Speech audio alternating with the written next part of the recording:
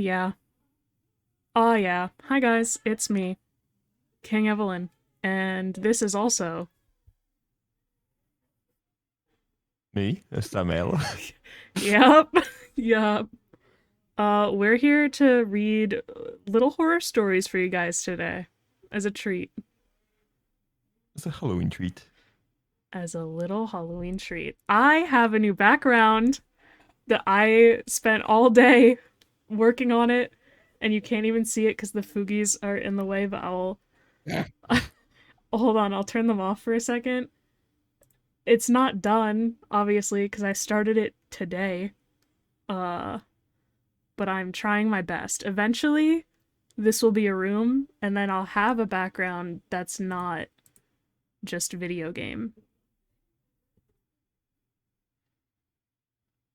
Yeah. Samael, you talk to your people. All right, well, hello everyone. Welcome to today's stream. Just like King said, today we're gonna get into the spirit of Halloween and read some Reddit horror stories. In my case, I'm going on True Horror Stories.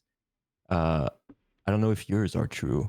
Mine are supposed to be. Let's Not Meet is my subreddit, and it is supposed to be true, but I'm starting off with one that is so not true. All right.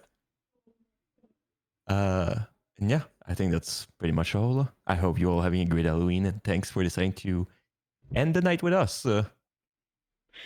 Yeah, a real quality choice to end with. The best choice. Okay. I'm gonna switch to my horror story screen. Horror story reading screen. You have a Never mind. The screen for button doesn't that? work like always. All right. I'm stupid. You showed it to me before we started. All right. Who starts? You or me? Let me start with my one that is not good. Okay, you got this. Okay, guys, get warmed up because this is the best story you'll ever hear. Man and girl go out to drive under moonlight. They stop at a side of road. He turned to his girl and say, "Baby, I love you very much." "What is it, honey?" "Our car is broken down. I think the engine is broken. I'll walk and get some more fuel." "Okay, I'll stay here and look after our stereo. There have been news report of stereos being stolen." "Good idea. Keep the doors locked no matter what. I love you, sweaty." So the guy left to go get fuel for the car. After 2 hours, the girl say, "Where is my baby? He is supposed to be back by now." Then the girl hear a scratching sound and voice say, "Let me in." The girl doesn't do it. And then after a while she goes to sleep. The next morning she wakes up and finds her boyfriend still not there. She gets out to check and Mandor handhook car door. That is all. Thank you. Wait, what? What a story! I love this one so much. I might not be able to sleep tonight now. I know. I'm gonna be up all night actually. I'm just gonna be thinking about it. Man, now I feel like any stories I read from now on, there's just gonna be like a disappointment. I know. I think I started us off too good. Yeah, we should have ended with that one. Damn. Oh, shit. I maybe I'll try to find one while we're in the middle that we can end on that's just as scary. All right, I guess I'm next. The story I'm reading is The Hellhound Next Door. Growing up in the same neighborhood your whole life, you get to know the community and your neighbors pretty well. What happened one night made me want to move out immediately. I lived in the same neighborhood from elementary school all the way up till I got out of college. Everything was within walking distance. The people were mostly nice, and I was a stone throw away from three really nice parks. Oh, and I was a stone. Okay, sorry. Our neighbors, well, call them the Smiths, were an elderly couple who kept to themselves. Their home was a two-story that sat higher than ours. So their backyard was set up in such a way that it was like they could look down into our backyard. I will say I used to get a little creeped out when I would let my dog out to piss at night, and I'll see Mrs. Smith standing in her backyard alone with the lights off. I would call out to her and see if she's okay, but I never got a response. Sometimes I'll see her husband bring her inside, or so I'm assuming. It was dementia or something that was causing her odd behavior. In 2016, I remember it being around the time the first Deadpool movie came out. Oh, Deadpool! Mr. Smith had passed away, and not too long after that, so did her husband. Oh, Mrs. Smith had passed away not too long after that, so did her husband. The house went up for sale and it stayed for sale for months. Without them there, their home seemed creepy to me. Maybe it was because they had just died, but I was starting to feel uneasy about the house. Like something else was there. Then one night, something happened that I still can't believe. My little brother was out with his friends, like always, and I had fallen asleep watching Adult Swim. It was around 2 a.m. when I woke up and I headed to the bathroom. When I passed the living room, my little brother was crying and he looked pale. My mom and dad were asking him stuff like, "What do you mean it talked? And are you sure you saw that?" I asked what was going on and they just told me not to worry and to go back to bed. I was already half asleep, so I just took a piss and headed back to bed. The next morning, my little brother stayed home from school and I asked my mom what had happened. She said he had seen something in the Smith's backyard that scared him so much he couldn't stop crying. My dad even went out there with a flashlight to look around, but nothing was there. I went to my classes for the day, and when I came back, my brother was in my room. I said I saw him crying last night and asked him what happened. He looked at me, and I've never seen those eyes on my brother before. He looked desperate and scared. I just told him it's okay and you don't have to tell me anything you don't want to. He swallows and tells me what he saw last night. He said his friend Andrew has dropped him off and he wanted to come in through the side door instead of the front door so he wouldn't wake mom and dad. Walking up to the door, he said he looked up into the Smith's backyard and saw a big dog with black and orange fur. He stopped and stared at it. And then he said it began to speak. The dog's mouth remains closed, but he could hear its voice in his head. It knew his name, where he had been, and what he was doing. He said its eyes were a red color that faded into black. He managed to unlock the door, go inside, and shut it. He said he stood there, sweating and covered in goosebumps. Then he started bawling his eyes out and couldn't stop. Mom and dad woke up and came to see what was wrong, and that was around the time I woke up to see the rest. I hugged him and told him I'm sorry. I mean, it sounded like my brother had just seen a damn demon. Hey, don't curse us out like this. We're not that bad.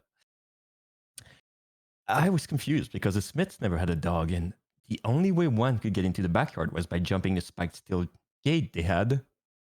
After hours on YouTube, Google, and Reddit, I think my brother had had a run-in with a hellhound. Seems these demonic entities are drawn to death and lost souls. I still have a hard time believing it, but I trust my brother with my life. I know he isn't lying, and that scared me most of all. That's the story. Whoa. Okay, IRL Hellhound, allegedly. Allegedly. Allegedly. I'm gonna turn myself on Do Not Disturb real quick. Got that Discord ping. Oh no. I have a story to tell. Would you like to hear it? I would like to hear it. This one is called Mysterious Encounter Outside a Cemetery During a Night Run. Okay. It was autumn in 2015. I was 23 years old. I am now 31. During that time, I lived in Lancaster as I was studying at Lancaster University. For those who may not be familiar, Lancaster is a small and rather quaint town in the north of England. As a student, you could either live at the university campus or in private accommodation in the town. I had decided to live in a newly built, renovated apartment in a nice side of town, and yes, it was expensive. I had already been studying for 2 years and had reached my 3rd year. By this time, I had grown accustomed to the layout of the town and felt comfortable and safe living there semi-independently, with 2 other friends who were also studying at the university. Since my 1st year, I had decided to improve my fitness by taking nightly runs around either the campus or the town. As we were living in the town center by my 3rd year, I would run either with my housemate or alone. The important thing to note about Lancaster, and this will be important later, is that it has quite a large residential area that is hilly and far removed from the bustling center, which at that time was a hub for the students or the local northern folk, probably drinking in pubs or eating pies. Occasionally, I would run with my housemate, however, I preferred to run alone and listen to some kind of heavy metal. A big fan of Deftones during that period. Hi, Ray. On this particular day, as I said, a chilly autumnal evening, I had decided to run alone. It was about 8 p.m. and I had my earphones in. I had started to run up to the more isolated district that led up to a very pretty residential area and a large green called Williamson Park. It had a butterfly museum at the top of a hill. Next to the park was a very large graveyard, the kind that is miles wide and had different areas, large yew trees, crumbling graves, a crypt in the center overrun with leaves and ivy. What was especially creepy about this particular cemetery was that it had the ruin of an old mental asylum, or hospital, on the other side. You could actually sneak in if you walked across the width of the cemetery and crawled through a small hole in the fence that led to the asylum grounds.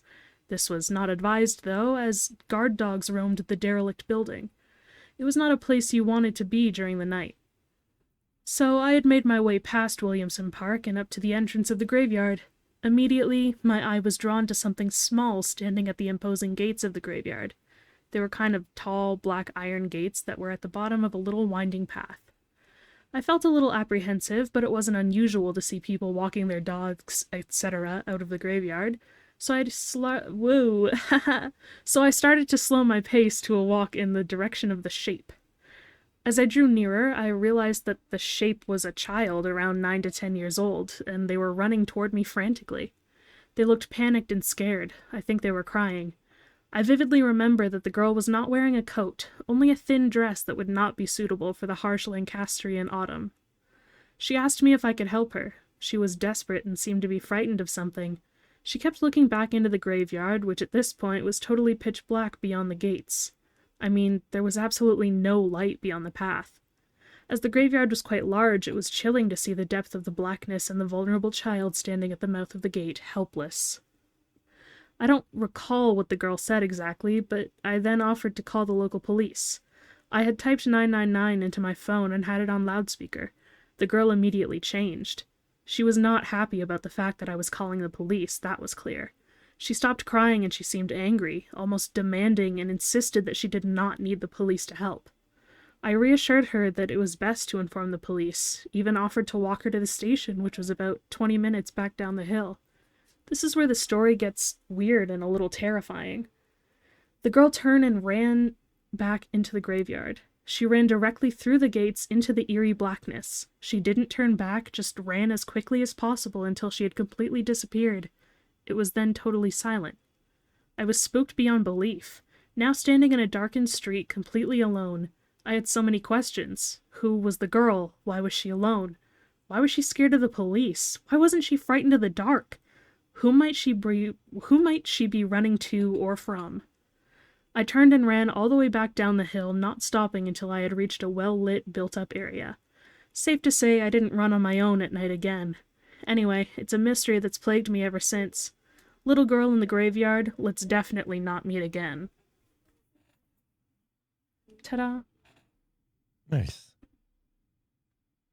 Don't meet. You know, never mind. Yeah, Ray, if you redeem Kevlin during the stream, I'm just not changing. So don't waste your points. Didn't you turn off Kevin? Oh, I actually did. Yeah, I did turn off Kevlin. All right. What do you want to hear next? A ghost story, a skinwalker story, or something in the woods story? I will hydrate, thanks, Ray. I would love to hear a Skinwalker story. All right, skinwalker it is. Oh, it's very short. Oh well. I don't think it's. I'm starting to realize this is not so much horror stories and more like people like, hey, this just happened to me. But oh well. Uh, hello. First, I'd like to say, if you're reading this for a YouTube video, oh, oh, Uh-oh. as some stories get to beyond, please read Skinwalker as Fleshwalker or other walkers. It's bad omen to say their true names out loud. Sick. Oops. Secondly, this is my story. Back in the month of June, I had went on a church missing trip. Church missing trip? I don't know what it is. Mission trip. This was my. What is that? It's like when you reach a certain age, your mission is basically, like when people knock on your door and they're like, "Have you heard Oh, about?" Jehovah Witness? Yeah, your mission trip is kind of you go to a different country and you're like, "Have you heard?" Oh, how cool. Let's move on. This was my first ever and possibly last mission trip. Good. I had just gotten out of the shower trailer, and after working a long, hot, and sweaty day, it's important to mention here that the building we girls were staying in was a church school. I had opened the back doors because that's where the shower trailer were located and closest to get in. And saw my older friend, who we'll call Anne, walking to the bathrooms. She was in her faded Dr. Pepper t-shirt and standard pyjama pants. She had a drawstring bag with her as well. I assume she had some feminine hygiene with with her since she had just started before we came. Sorry, this is like written in one single sentence. It's very eye drawing. Yeah. I was going to call out to her initially, but decided not to, as I didn't want to disturb the other church group staying in the school. I got to the classroom we were staying in, and opened up the door. I'm going to follow with my mouse. This is horrible. Inside was my friend N, talking with her best friend, who we'll call H. There were two other girls who we'll call E and A. E and A were gossiping, and H and N were laughing. Okay. I shot N a weird and confused look and asked, "Didn't I just see you go into the bathrooms?" She reciprocated the weird and confused look and said, "No, I've been in here this entire time." She's wearing the exact pyjama I saw her in. H, E, and A are all looking at me confused now. A speak a speaks next. Oh, A, damn it. A speaks next and says, "That's some good stuff. Some ghost stuff." We decided to ignore what I saw, but I couldn't sleep later that night. And about 3 a.m., I had to desperately use the bathroom. So I sprinted to the bathroom and did what I had to do. Right as I was going to exit the bathroom, I heard it. Creepy and weird raspy breathing. I stayed in the bathroom for about 30 minutes and didn't leave until I had safely called my mom. The moment I stepped out of the bathroom, the breathing was gone. And no, the breathing noise was not inside the bathroom. I didn't have a single experience like that again the rest of the week. We were staying. Okay, that's the end of the story. Can I just say, I like how they say the word skinwalker like 6 times and start being like, don't say that word, and then never use it again for the rest of the story. Do not say that word. Anyway. All right, I'm gonna make sure to like while you're reading your next story to look up stories and find one that doesn't give me a stroke reading it. Okay, the one I found is like pretty long. You got this. I kind of want to die. Oh, oh god, our reading. Okay. The reason I picked this one was the title. What is it? A roommate situation that turned into a nightmare. In brackets, I'm French. That's the real horror. Yeah, that's why I picked it. Okay. My name is Jules, and this story happened in 2022. At the time, I was a business school student, but my English skills left much to be desired. To improve, I decided to take a gap year and move to Toronto, Canada, for intensive language courses. Since the costs were high, I found a shared apartment with other students. It had 3 bedrooms, and one was still empty, waiting for another student to move in. My roommate Sandra was a Swiss German, tall, almost 2 meters and 120 kilos, but also very friendly. We quickly became friends. King judging a story by its title. Yeah, in brackets, I'm French. Come on. A few weeks later, Sandro told me he was going on a week-long road trip through Canada's national parks. He was set to leave on a Saturday morning, while I had been informed that the new student would arrive that same day around 3 p.m. Sandra left the apartment at 10 a.m., leaving me alone to wait for the new arrival. Hours went by. 3 p.m., then 4 p.m., 8 p.m., 10 p.m. Still no one. I grabbed a bite to eat, watched a show on Netflix, and eventually decided to go to bed. Around midnight, I was suddenly awakened by knocks on the apartment door. I heard someone coming in. That must be the new student, I thought to myself, before hearing an unfamiliar voice explaining the apartment's layout. I stayed in my room, too tired to go out, and fell back asleep. But a few minutes later, there were knocks on my door. Once, then a second time 10 minutes later. Thinking there might be a problem, I eventually got up.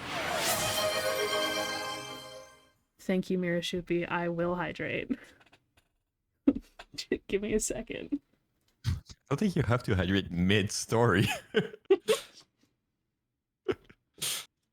No, I do. That's actually really helpful. It's actually really helpful. Also, hi, Mirashupi. It's been a while. Hi. Okay. Oh god, there's so many words here. Yeah. I eventually got up. I found myself face to face with a young Japanese woman, around 25 years old. I quickly explained a few details about the apartment. We exchanged Instagram handles, and then each of us went back to our rooms for the night. In the following days, she often asked me to accompany her when taking the bus or subway. I gladly helped, showing her the stops and the good spots for getting around, and then returned to my routine, between classes and gym sessions. But gradually, something strange started to happen. Every evening when I came back, she would always be talking to me, either by message or when we bumped into each other in the apartment. The situation became increasingly heavy.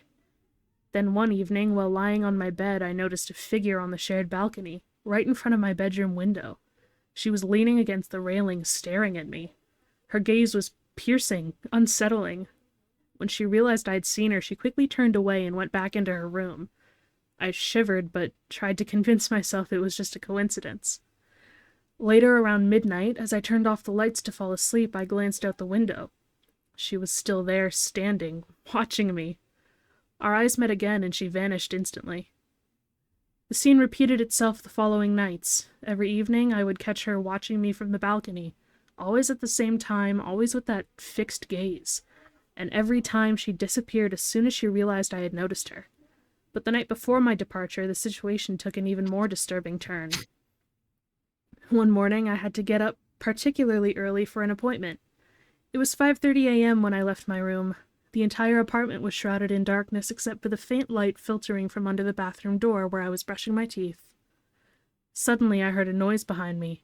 The young woman emerged from her room, silent, her footsteps softly echoing on the wooden floor. She knew I was there. She saw the light under the door. I froze, a chill running down my spine. There I was, in my underwear, toothbrush in hand, wondering what she wanted. But instead of turning back, she opened the bathroom door and came in, sitting on the closed toilet, facing me.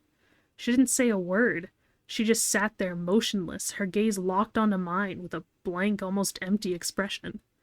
The scene dragged on for long, icy seconds where the silence grew oppressive. Then, slowly, I gathered myself and left the room, closing the door behind me. I returned to my room very slowly, trying to show that I didn't understand what was going on, but her English was too poor for us to have a proper conversation. In the days that followed, I became increasingly cautious, watching her every move, but she continued to observe me every evening from the balcony, like a disturbing shadow in the night, until, on the night before my departure, things took an even more terrifying turn. I was having dinner in my room when I saw her again through the window staring intensely inside. I looked away hoping she would leave. Then later that night, around 3 a.m., I woke up suddenly from a nightmare. I turned my head and there she was, still on the balcony, her eyes wide open, fixed on me.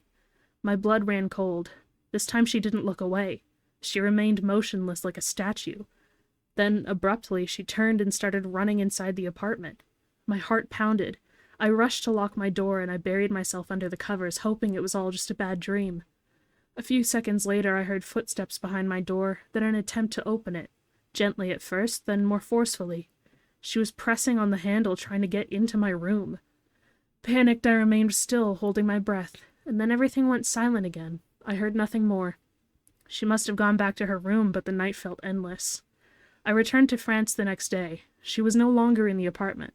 I think she was just fascinated to see a European. After all, I don't have a typical build, especially not for a Japanese person. I can bench press over 150 kilos. Anyway, I also thought she might have been looking for an adventure with me or trying to steal my passport. Take care, everyone. The story is entirely true. I still have the apartment's address, the school's name, etc. So I just really, I like, it's like, oh, this creepy thing happened to me. I'm French. I can bench press 150 kilos. The real horror is the French we made along the way. Real. Okay, I also found a pretty very long one. Okay. So you get a little break.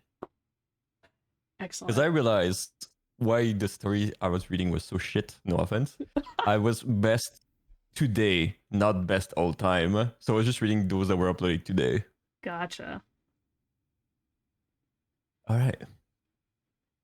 Let me wait because I think my chat is stuck in ads right now. I just turned them off, but I think they're still stuck on the one that had restarted. Ray, if you can hear my bones, why don't you just not hear them? Okay? Right. Is an ad still playing on my channel?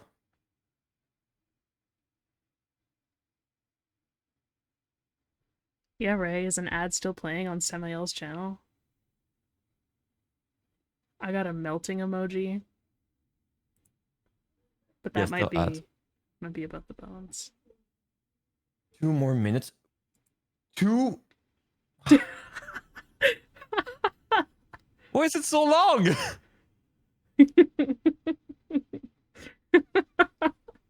Do you uh, have 3 minutes of ads every 30 minutes? it's supposed to be every hour. Huh. Interesting. And I full on turn off ads on my channel though. Because I didn't want it to interrupt the stream. There shouldn't be any more ads. Huh. Interesting. My ads are still on, so can't wait for that.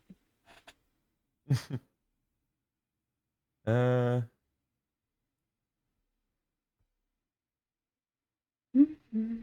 yeah. I also lowered it so it's like 30 seconds. Like this, if turning it off didn't work, it can't be more than 30 seconds of ads next time. Right. Right. So it's gonna work, right? So how was your day?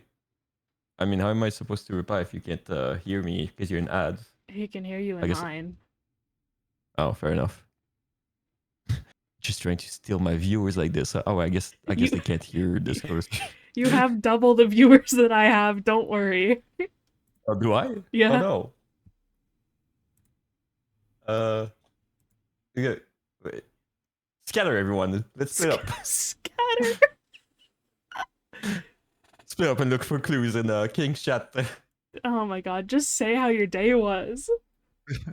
My day. I mean, my day was fine. I mostly slept because I'm sick, just like yesterday. I was Hmm. trying to sleep as most as possible so I could do this stream tonight, and here I am. Here you are. Here we are. Oh, Ray is here for clues. Here, I'll give you a clue.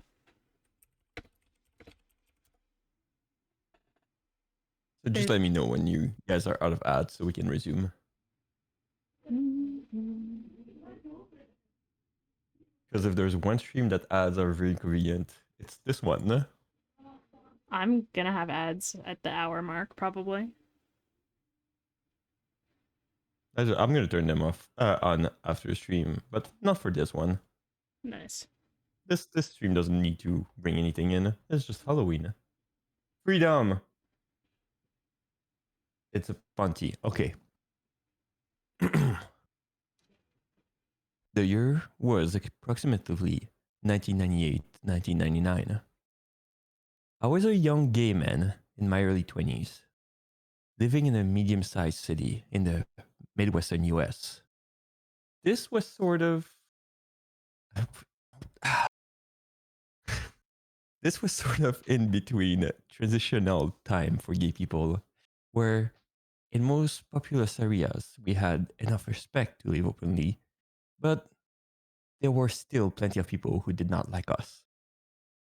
It was well before the invention of smartphones, and the internet was still in the early stage of mass adoption. There were large communities online, but it was not yet at the point where most Americans were online. Online socialization consisted of chat rooms hosted by various services like AOL, Yahoo, IRC servers, and message board were still in use by large numbers of people. For gay men in that time, it was nothing short of revolutionary. Prior to the internet and to the broader cultural change, gay men had been stuck looking for fun in secretive in our shady places due to the inability to freely express ourselves. In the 90s, it was still somewhat risky, but the internet offered a way to. Sorry, no, focus on the not the hockey game. Sorry, Did it your was still team somewhat score? risky. No, they got scored on. Oh, Uh, but the internet offered a way to talk freely and relatively anonymously, without the risk of being outed or worse. For this reason, it really took off in the gay communities, and gay men were a very large part of the user base for these social platforms. It was suddenly very easy and relatively safe to find dates, friends, or just sex. It quickly became the norm for a lot of gay men. On the other hand, being such a new communication tool for most people, we're sometimes blind to the risks. Being an attractive young man in my prime, I made liberal use of online communities to find dates. That is to say, I had plenty of hookups. My CD had a decent number of chat rooms and personal message boards, and I had mostly great experiences. I met the typical assortments of good guys, closet cases, and weirdos that you expect. I wasn't an absolute hoe by most standards, but suffice to say that a cute gay guy at that time could generally have a lot more dates than your typical straight person. Lol.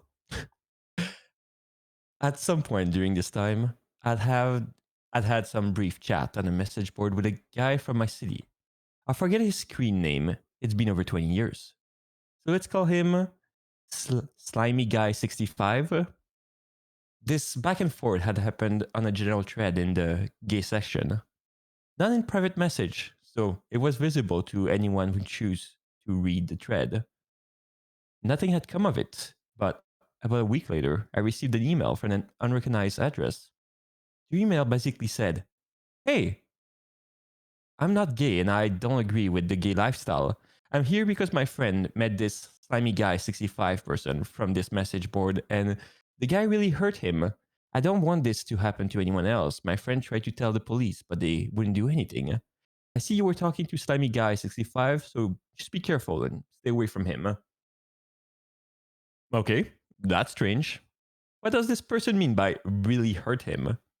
Was his heart broken? Did he get beaten up or verbally abused or what? I responded to the email asking for clarification on what that exactly happened. I never received a response. I was slightly weirded out by it, but on the other hand, it's an anonymous email from someone who doesn't respond and is vague about their warning. This could be anything. It could be some disgruntled ex trying to mess with a guy. It could be a real warning about someone gay bashing. It could be someone trolling who doesn't have anything to do with anyone. I kept it in the back of my mind, but pretty much shrugged it off.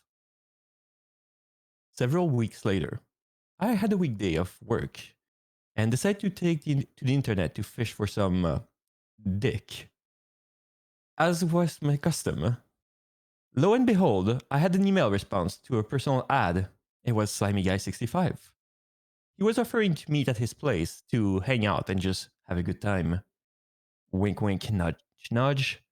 I won't go into details, as I recall there wasn't really many details discussed other than the small talk and shows we'd done previously. Nothing about this guy was really sounding interesting to me, but I had no other offers on this day, so I decided, why not? I'll go see what this dude is about. I'm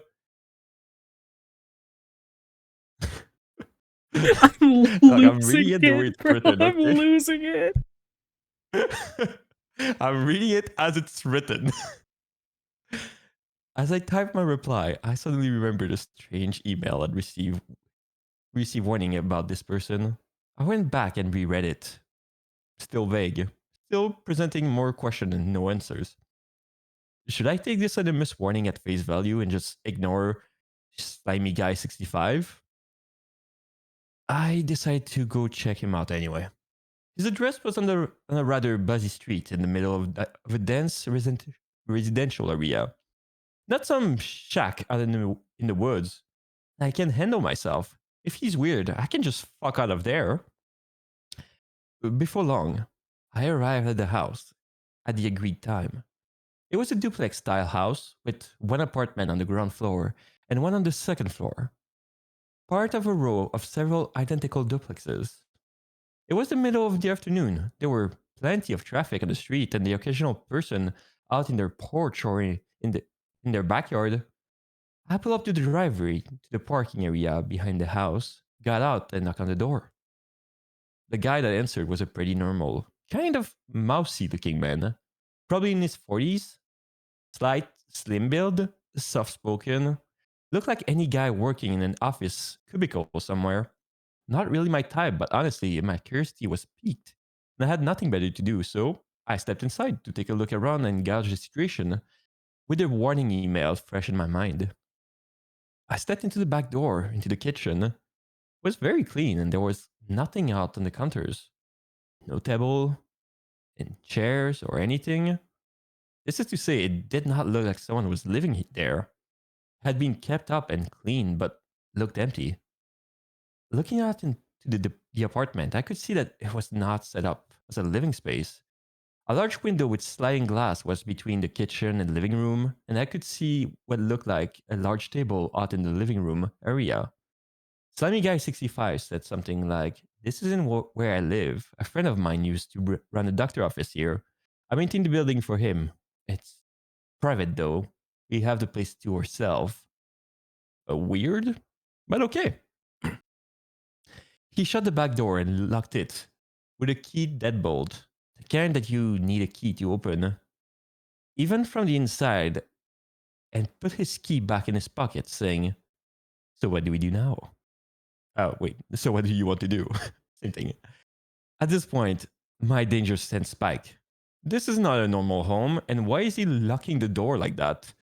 Not necessarily suspect. A lot of people have that sort of lock on their doors.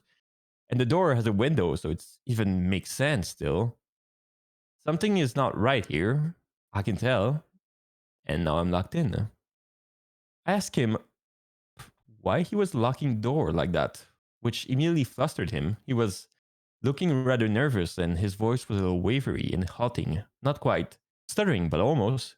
He said, uh, um, uh, well, we don't want someone to come in and interrupt interrupt us, right? Flashing a weak, unconvincing smile. His demeanor and body language were all I need to confirm that this guy was up to no good, or at least there was something he was hiding. However, I could tell that I was intimidating him. I was not a particularly muscular kid, but I have a larger frame.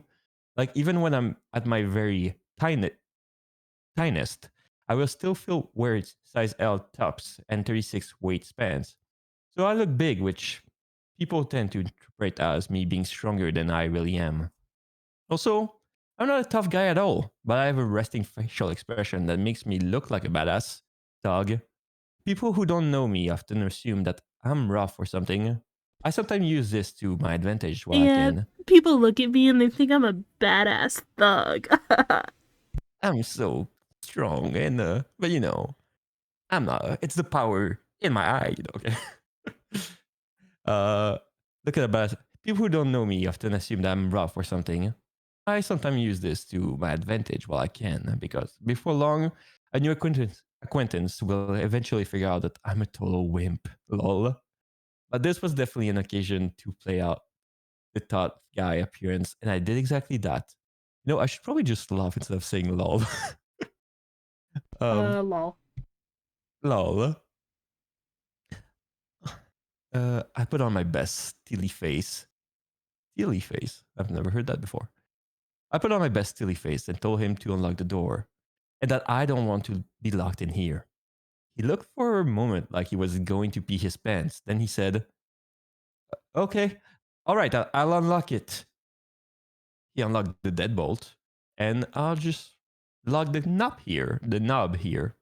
And he turned the little dial that locks the doorknob.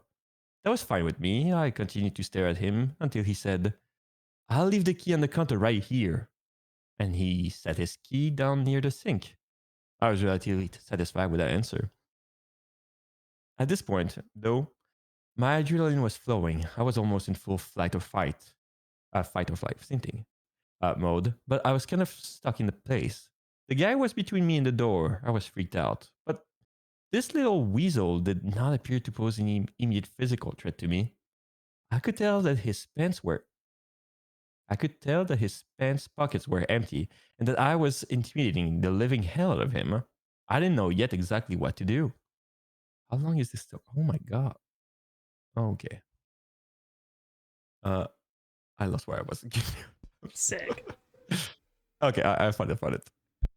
Now, keep in mind that despite my wordy description, this all happened very quickly. Without any really long pause, it had only been maybe 1 to 2 minutes since I had stepped in the door. This all happened at the pace of a conversation. The guy was obviously nervous and trying not to appear so. He said, "Well, let's go in," and walked a wide path around me through the kitchen into what would normally be the living room, and toward the hall to the right front from there. I was familiar with this floor layout. It is very common in this area. The hallway would lead to two small bedrooms with a bathroom in between them. I hesitated, thinking I should just walk out the back door and take off. But really, now I was super curious. I knew there's no way in hell I'm doing anything with this guy, but I kind of want to see what's going on in there. Also, I'm confident he can't take me in if it comes to a fight, so I slowly headed toward the living room. It felt like I was walking in slow motion. From the kitchen entrance, I could see a large rectangular stainless steel table taking up a lot of the living room. I remember thinking this looked like a surgical table. It looked like it could rise and tilt, and it had a recessed channel running all the way around the edge. In hindsight, I don't know what that was. It was 100% our mortician table. Dude had a mortician table in there. But at that time, I thought it looked like a medical table of some sort. There was some other office type cabinet and stuff around. I think, but now all I really remember is that the table in that room, the large front window looking out onto the street, was covered by vertical blinds that were closed. But did he die? Not yet. No, he's still alive. Slimy Guy 65 said something like, "This used to be a doctor office, like I said. Come on back here." The hallway revealed the room setup that I expected. The first bedroom door was closed. The second door was open to a small, very clean bathroom. At the end of the hall was the one bedroom, which looked like if the doctor office story was true. Had at one time been converted to an exam room. He said, "We can go in that room if you want. Go ahead, take a look." And he stayed by the other closed bedroom door. The back bedroom door was open, and I could see that the walls were covered in honey-colored wood paneling, the type you might see in a den or office that hasn't been updated since the early 1970s. I slowly took a few steps down to that door, trying to be very aware of what Mr. Creepy was doing behind me. He didn't move. Give me a second. I need to take a sip.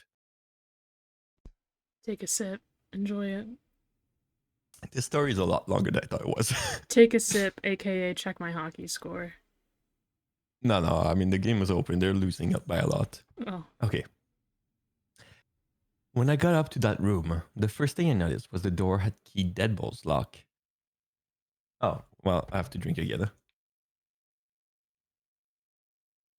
Thank you for reading my hydrate. First thing I noticed was that the door had a keyed deadbolt lock, like the back door.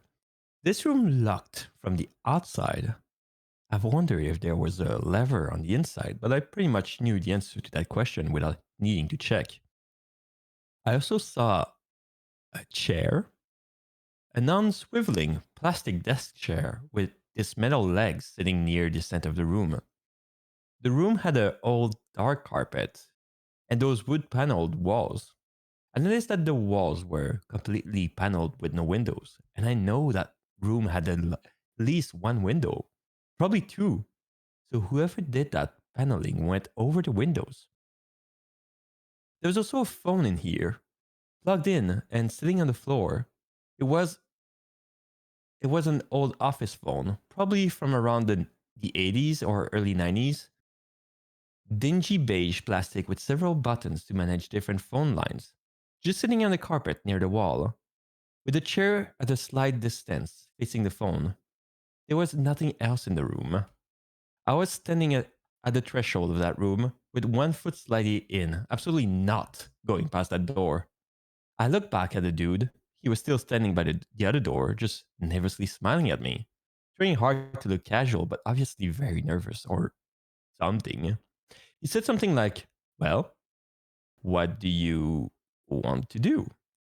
Instead of answering, I felt around the back side of the deadbolt lock. Sure enough, nothing there but the smooth wood of the door.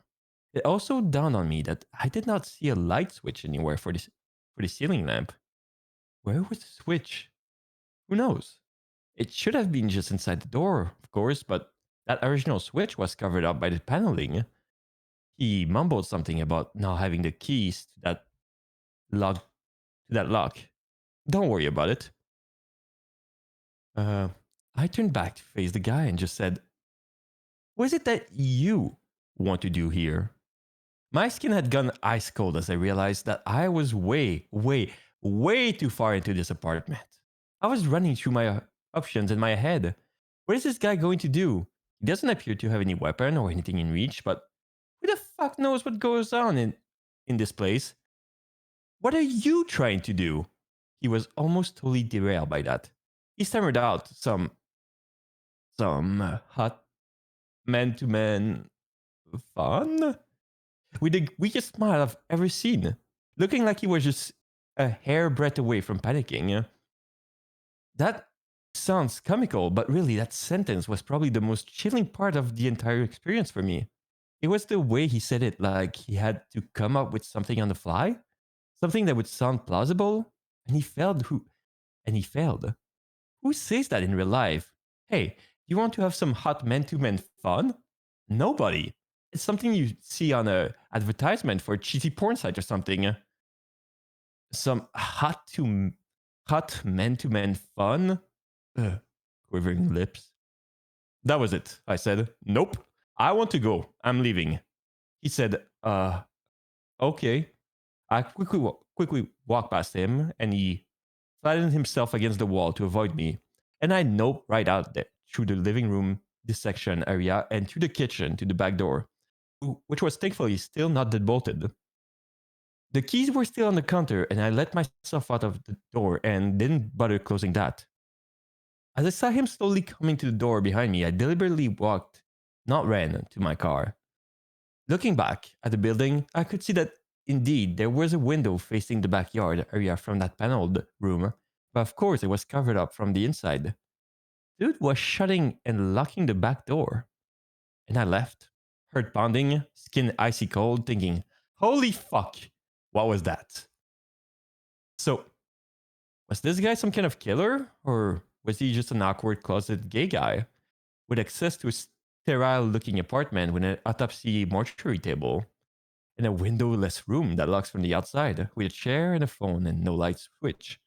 It's clear to me that the poor soul who walks into the room gets locked in, probably shuts off the lights from somewhere and calls the phone. Other than that, it's anyone's guess what happened.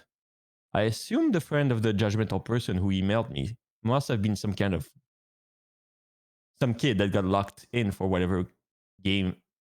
But let me read that. The judgmental person who emailed me must have been some kid that got locked in for whatever game ensues. I still don't get it. Driving home at first, I thought, of course, I have to call the police and tell them what's in that place. But thinking it through, I realized I didn't really have any crime to tell them about. I went to meet a man for casual sex, and what? He has a room with a chair in it? He has, as I thought at the time, an exam table? The police aren't going to do anything with the story. The guy didn't touch me or do anything to me, and I left. I considered calling an anonymous tip line, but again, what exactly would I report? There was no actionable crime. So keep in mind that at that time, while the local police in the city were pretty decent, they weren't especially interested in getting involved with helping the gays. They'll prosecute actual crimes if it was cut and dry, but I'd heard plenty of accounts of them not choosing to follow up on case where there was not an essay, an easy arrest to be made. I decided not to report anything because nothing would come of it except drawing unwanted attention to myself. Even in retrospect, I think that was probably the most rational choice to make. If this happened today in 2020, the law enforcement would probably be a lot more interested in it, but back then, not so much. So, live and learn. I still drove past that house once in a while in the normal course of life for several years, and I paid attention to how it looked. The vertical blinds were closed for maybe 5 or 6 years whenever I went past. Then eventually the blinds were down. There were decorative curtains in the windows, so I assumed the place was eventually sold to someone who actually lived in it. Around 2002, maybe 2003, there was a murder of a young man on the news. He'd been found in the next state, which borders on my city, so it's not very far away. I recognized the guy from the gay community, but I didn't know him personally. A friend mentioned to me something about the local serial killer. I said, "What?" He explained that a few young men had gone missing over the past years, each after being at one specific dive bar, and each being found several miles to the north past the state line and out in the country. The case on the news matched up with that MO. My friend told me the young guy had been at the bar and left with someone that night, uh, the night that he disappeared. The news report didn't mention anything about a gay bar or similar recent case, of course. I had to wonder if my acquaintance from the internet had anything to do with it. The location of the murder apparently was nowhere near the duplex, at least according to the story I was told. I never heard of a resolution to that murder on the news or any official mention of suspected serial killers other than some gossip. So that happened. Well, that was very long for not much of our That conclusion. that was so long. And you read For it this. so interestingly. What do you mean? Some dick. Look, if she says some dot dick question mark, how else am I supposed to read it? I don't know. That's so funny. I have a feeling that I am going to incur ads soon. So, Ray, do I have ads right now? Do I have ads yet?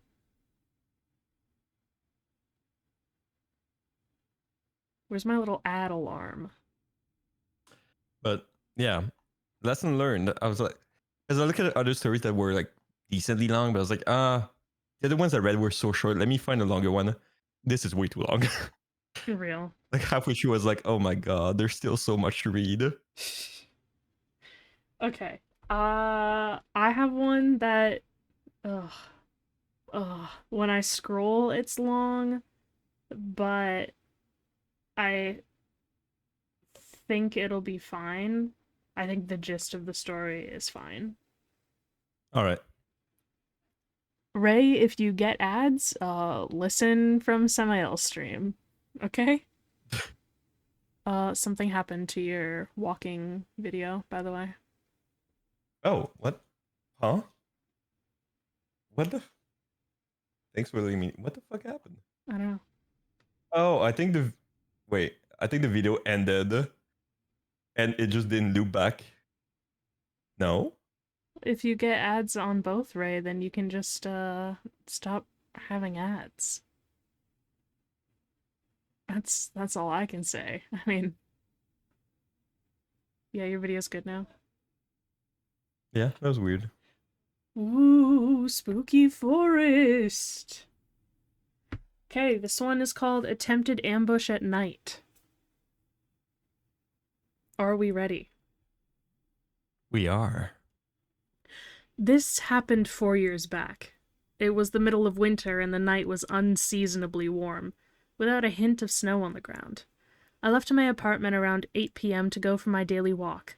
I worked nights and my schedule was screwed up, hence the 8 p.m. walk. Figuring I would cross the bridge into the city nearby. That's just a sentence, I guess.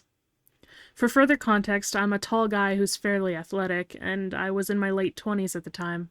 I'd rarely had a problem walking at night, and at the time I felt safe to do so. I put on my headphones and headed toward the bridge. The first 20 minutes were uneventful. I passed by old houses, a subpar Mexican restaurant, a really good Mexican restaurant, a sketchy gas station, some newly built upscale apartments, and finally, I was at the river, enjoying the view of the bright lights over the dark flowing water, not yet frozen. I crossed the bridge into the city and hit a crosswalk button at a four-way intersection, then noticed someone standing on the corner opposite, the only other soul I'd seen outside that night. Seemingly, she was doing nothing, and I assumed she was waiting for an Uber to come pick her up, since she didn't seem to be waiting for the light to change. The street, ordinarily busy during the daytime, was silent. The light changed and I crossed, heading in her direction. As I neared her, I noticed that she would cast glances in my direction, then look away, almost sheepishly. She did this multiple times, and I figured she was unnerved by me. I sympathized, figuring it must have been it. Whoa. Sorry. I sympathized, figuring it must have made her uneasy, us being the only two people on a dimly lit street. As I passed by, I took in her outfit, mostly because I thought she looked cold. She wore a knitted hat with tassels, a sweater that looked too thin for the weather, tight jeans, and a little plastic children's backpack on her back. I thought she was in her teens at first, but upon closer inspection she appeared to be in her late 20s or 30s. She had short cropped light brown hair and a pale complexion. She was skinny and was of average height. I was maybe a head taller than her. I walked by and continued down the street. Oh fuck, do I have ads? That's so funny. That's Yep, fine. the moment you start reading. Okay, they can hear it on yours. I passed by high-rise hotels on my right and left, and made my way into the Central Park. During peak hours, this place would be packed with tourists and locals alike, but that day, and at an odd hour, and with the pandemic in full swing, I felt like the only man in the city. I admired the brilliant display of lighted trees as I crossed through the center of the park. Then, figuring I was at a good halfway point in my journey, I made my way around an old marble and stone library back towards the bridge. As I turned the corner of the library back into the street from which I'd come, I nearly collided with someone moving towards me. It was the same woman I'd seen not 10 minutes earlier. My noise-canceling headphones were still on, so I pulled one side and said something by way of apology. She said nothing in return. Instead, she stepped back from me and stood below a streetlight, not making eye contact. She stole tiny glances at me, the same tick I'd noticed before. I put my headphones back on, nodded a good night, and headed towards the nearest crosswalk. Reason told me that she must be headed in the direction I'd come from, since we'd nearly run into each other, headed opposite ways. But some part of me whispered that she wasn't headed that way.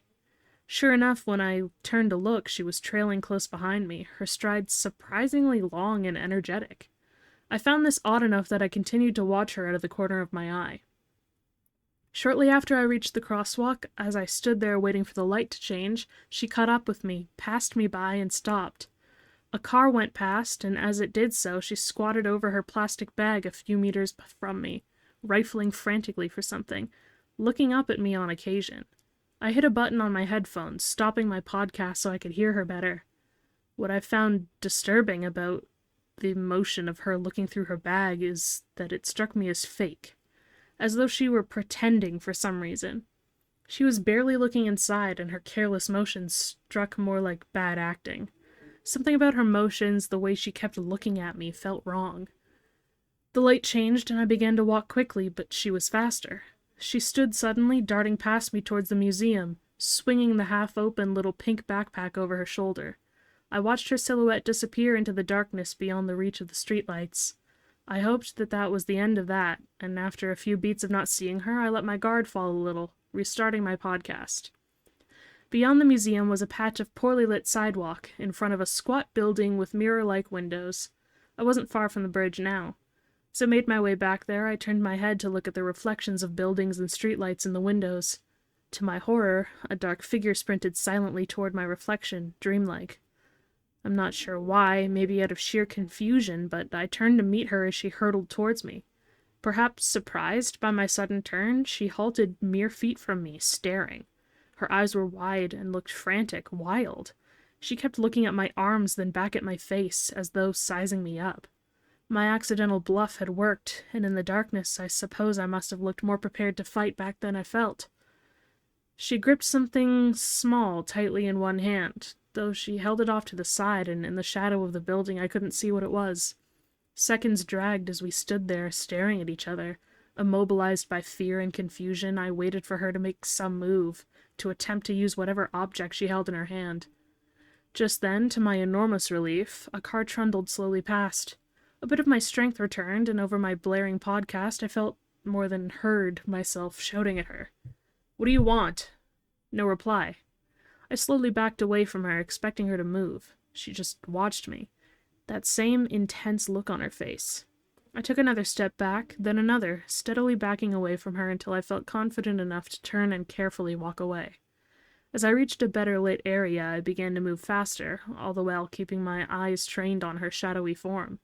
She stood there for some time, statuesque. Then, abruptly, having spontaneously abandoned whatever plan she may have had for me, she turned from me, and without looking for traffic, she crossed the street with long strides, and disappeared around the corner of a building. Something about the casual air of it disturbed me. I kept my eyes trained behind me on my walk home, afraid that she would follow me. The bridge was well lit, and I saw no sign of her. Knowing this was the only way for her to follow me and keep up on foot, I breathed a sigh of relief. I saw no more cars headed from the city, no more pedestrians out walking. Nothing happened after that. I'm not sure why, but I didn't call the cops that night. I still regret having not called, despite my roommates insisting I do so. I just remembered thinking that I wasn't sure what to say to the cops, that I hadn't really been attacked, that they wouldn't be able to find her anyway. I made up excuses. I suppose I must have been in shock or denial at having been nearly ambushed, especially by someone smaller than me, in my own city, so close to my apartment. One of my roommates called the cops for me. A cop drove through the area, but by that point she was gone. Woman with the little pink backpack, let's not meet again. Ta-da! Just because of the backpack, nothing else. Of course. So, what I'm getting from my stories so far are, you might feel safe to walk at night, but stop doing that. No, I won't. What? That's crazy, because I actually also exclusively walk at night.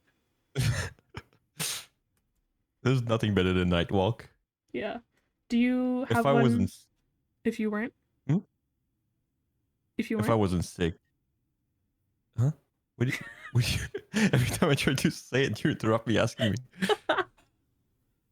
If I wasn't sick, the footage would just be me walking at night while reading your stories.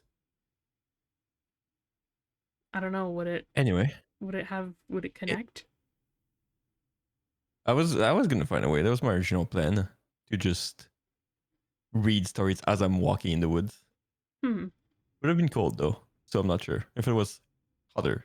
Who knows? Maybe That's one all day. you care about. Ah, I'd be cold though. Yeah. Anyway.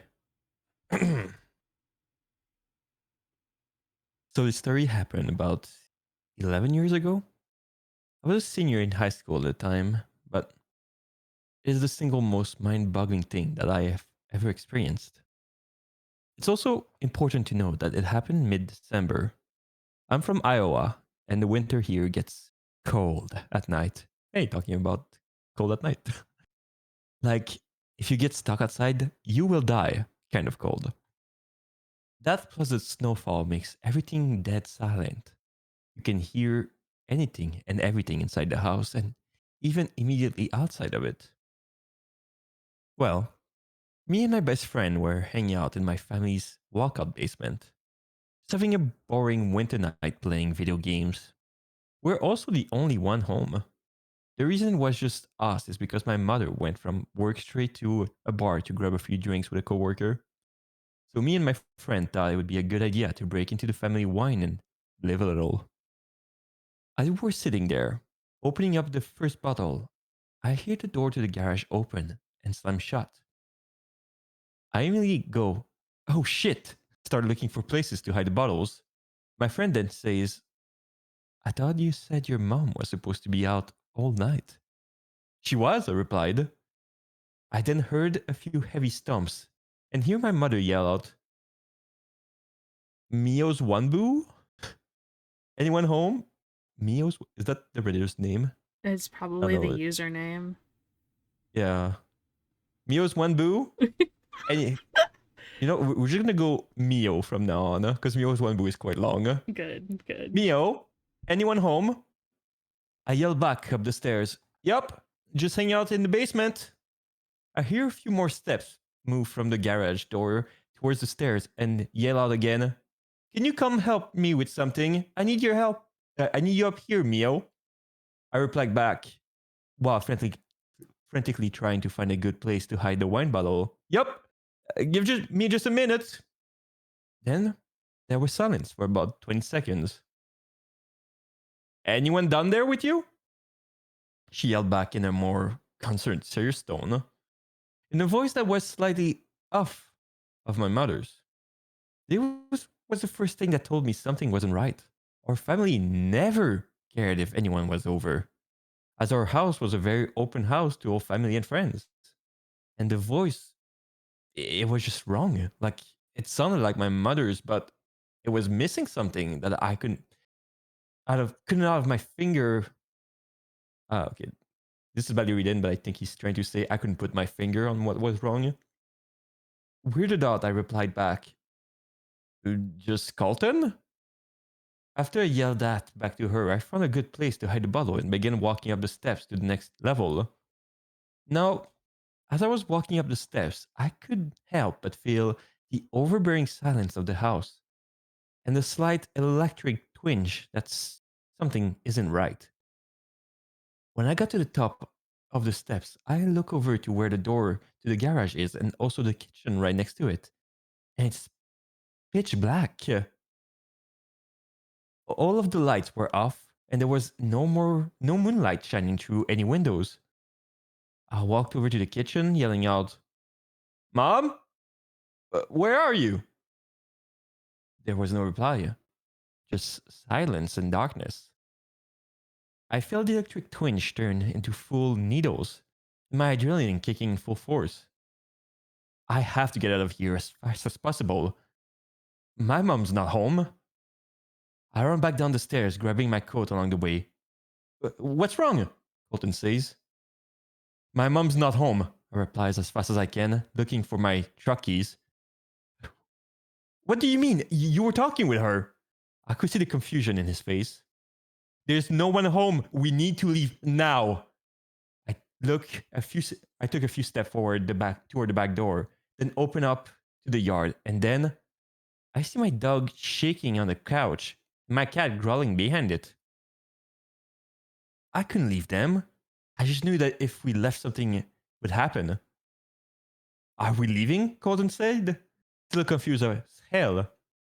No, I can't leave them here alone. Something's really off. I'm going to call my mom and figure this out. I pull out my phone and call my mom. She picks up immediately. Mio? What's going on? She answers.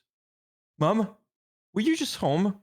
I heard you yelling for me from the second level, and when I went up, you weren't there, I said frantically, hoping that she was playing a joke. No, I'm just leaving the bar. I wasn't feeling very well. Are you up? What do you mean you heard me? I feel her on the I feel her I fill her in on the whole story, sorry. And she rushes home. Colton and I stayed in the basement with the animals until she got home. But before she did, you could hear something upstairs. Not walking or sitting on things, but a pressure in the air, like a black hole was slowly moving from one room to the next. And the word that I would instinctively describe it as it was hungry. When she got home, you could feel the thing leave just as quickly as it came, like an overbearing predatory presence had just flown away. We still have never figured out that what the hell was going on, and this is just one story of many unexplained things that have happened to us. But this is the easiest to write down, and one that I was happy to have witnessed. My mother has passed away now, and I have moved away to Arizona. But whenever I go back to Iowa and I see Colton, I still get creeped out by what had happened. I will never truly know what happened, but I know that whatever it was that had my mother's voice, it was evil and it was hungry. Ooh. Ooh. Ooh. Eat it. Evil and hungry. Give it a Snickers bar. Yeah, that'll fix everything. This one is shorter than the ones that I have read.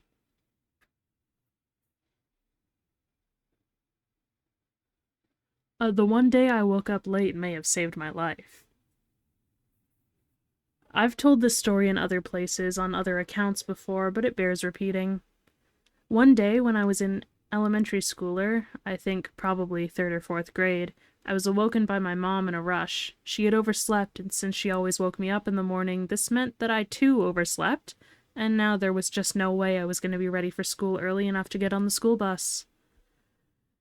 If I recall, school started at 8 a.m. and my bus pickup time was 7 a.m., but it was already like 6:40 or something, and I was still in my pajamas and hadn't even had breakfast yet. So Mom decided that today we would just tell the bus driver to go on ahead and she would take me to school, which would give me plenty of time to get ready. So I'm sitting there at the dining room table eating breakfast, still in my pajamas, and now about 6:50. We hear the bus pull up, about 10 minutes earlier than usual. My mom peeks her head out of the door into the foggy morning and waves the bus on. She closes the door and comes back inside, but the bus doesn't pull away. There's a knock at the door, and Mom opens it to find a man in a bus driver uniform. He explains that he's a substitute driver, because the regular driver called in sick. He says he knows he's a few minutes early, since he wanted to get an early start on the route since he didn't know it well. Mom explains to him that she was going to take me to school since we woke up late. He gets visibly upset and says that he can wait a few minutes since he's already running ahead of schedule. My mom insists that no, I won't be ready to go in a few minutes and tells him to go on ahead. He seemed angry about this, but turned around and got back on the bus and left. I returned to eating my breakfast and still don't have my school clothes on at this point, but at 7 a.m. sharp, another bus pulls up to my house. Mom thinks this is weird and goes outside to talk to them. She comes back inside looking terrified, but doesn't really say anything about it, and tells me to finish getting ready for school. At the time, I didn't know what happened, but Mom would end up telling me a few years later. When she went to this second bus, she found that it was being driven by my regular bus driver, and it was full of all the other kids that were usually on the route. The other bus was empty, by the way. Mom asked the driver about the substitute driver and about him calling in sick. I never called in sick. There is no substitute driver on my route, he says. The driver immediately called dispatch in a panic and told my mom to go inside and call the police, which she did without me knowing, and report this incident. There was absolutely no one doing my driver's route that day. Whoever this was most likely a kidnapper who had targeted me. I never heard anything about it again, not even someone else had ended up being picked up by this mysterious fake bus driver. Chances are, had I gotten on that bus, I would have never made it to school or back home. And if Mom hadn't overslept on that specific day, I would have been on that bus.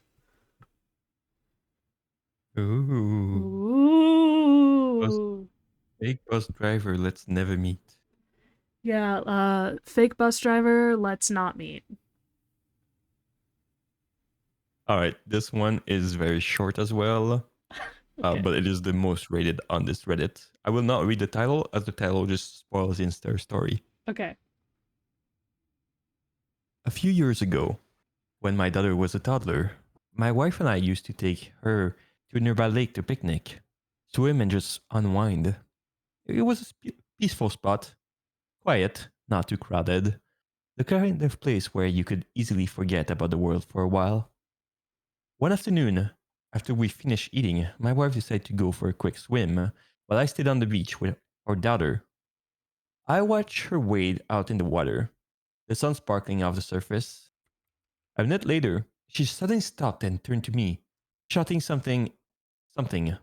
At first, I couldn't make out what she said, but her expression was off. Then I heard her clearly. I think I just stepped on someone's face. I froze for a second, thinking maybe she was joking. But the look on her face wasn't playful. It was pale, almost terrified. She quickly started making her way back to the shore, her legs moving faster like she couldn't get out of the water fast enough. When she got back to me, she was visibly shaken. She said that while she was swimming, her foot brushed against something soft. And at first she thought it was a rock or a weird patch of seaweed. But when she pressed her foot down, she felt the unmistakable shape of a face beneath the water, a nose, an eye socket. She swore she felt the hollow of the eye. I considered going in to check it out, but something stopped me. The unease in my gut, maybe. We decided to pack up and leave right after that. The next day, the local news reported that a young boy who had been missing for days was found drowned in the same lake, not far from where we had been. He'd been there the whole time, beneath the surface. To this day, my wife is convinced she stepped on his face. Bro, what's the title? My wife stepped on a kid's face? My wife stepped on my wife stepped on somebody in the lake. The next day, they found a body. Oh, gross. It's like, okay, well, that's the entire story. Yeah. Okay. Oh god, I didn't have time to find one. Hold on. Hold please. You want me to read another one? If you have one loaded up, yeah. I mean, there's a bunch of short ones that I was looking at earlier. Uh, where was the one I wanted to read earlier? I kind of want Not to that one. I change mean, I can just my. What's your subreddit again? uh, true scary stories. Okay, because I might want to change Let's Not Meet. Okay, I'm gonna read this one that was also small that I looked up earlier. Okay. It's called "We Got Lost in the Forest," and it was one of the strangest experiences of my life. The following is okay. I don't need to read the.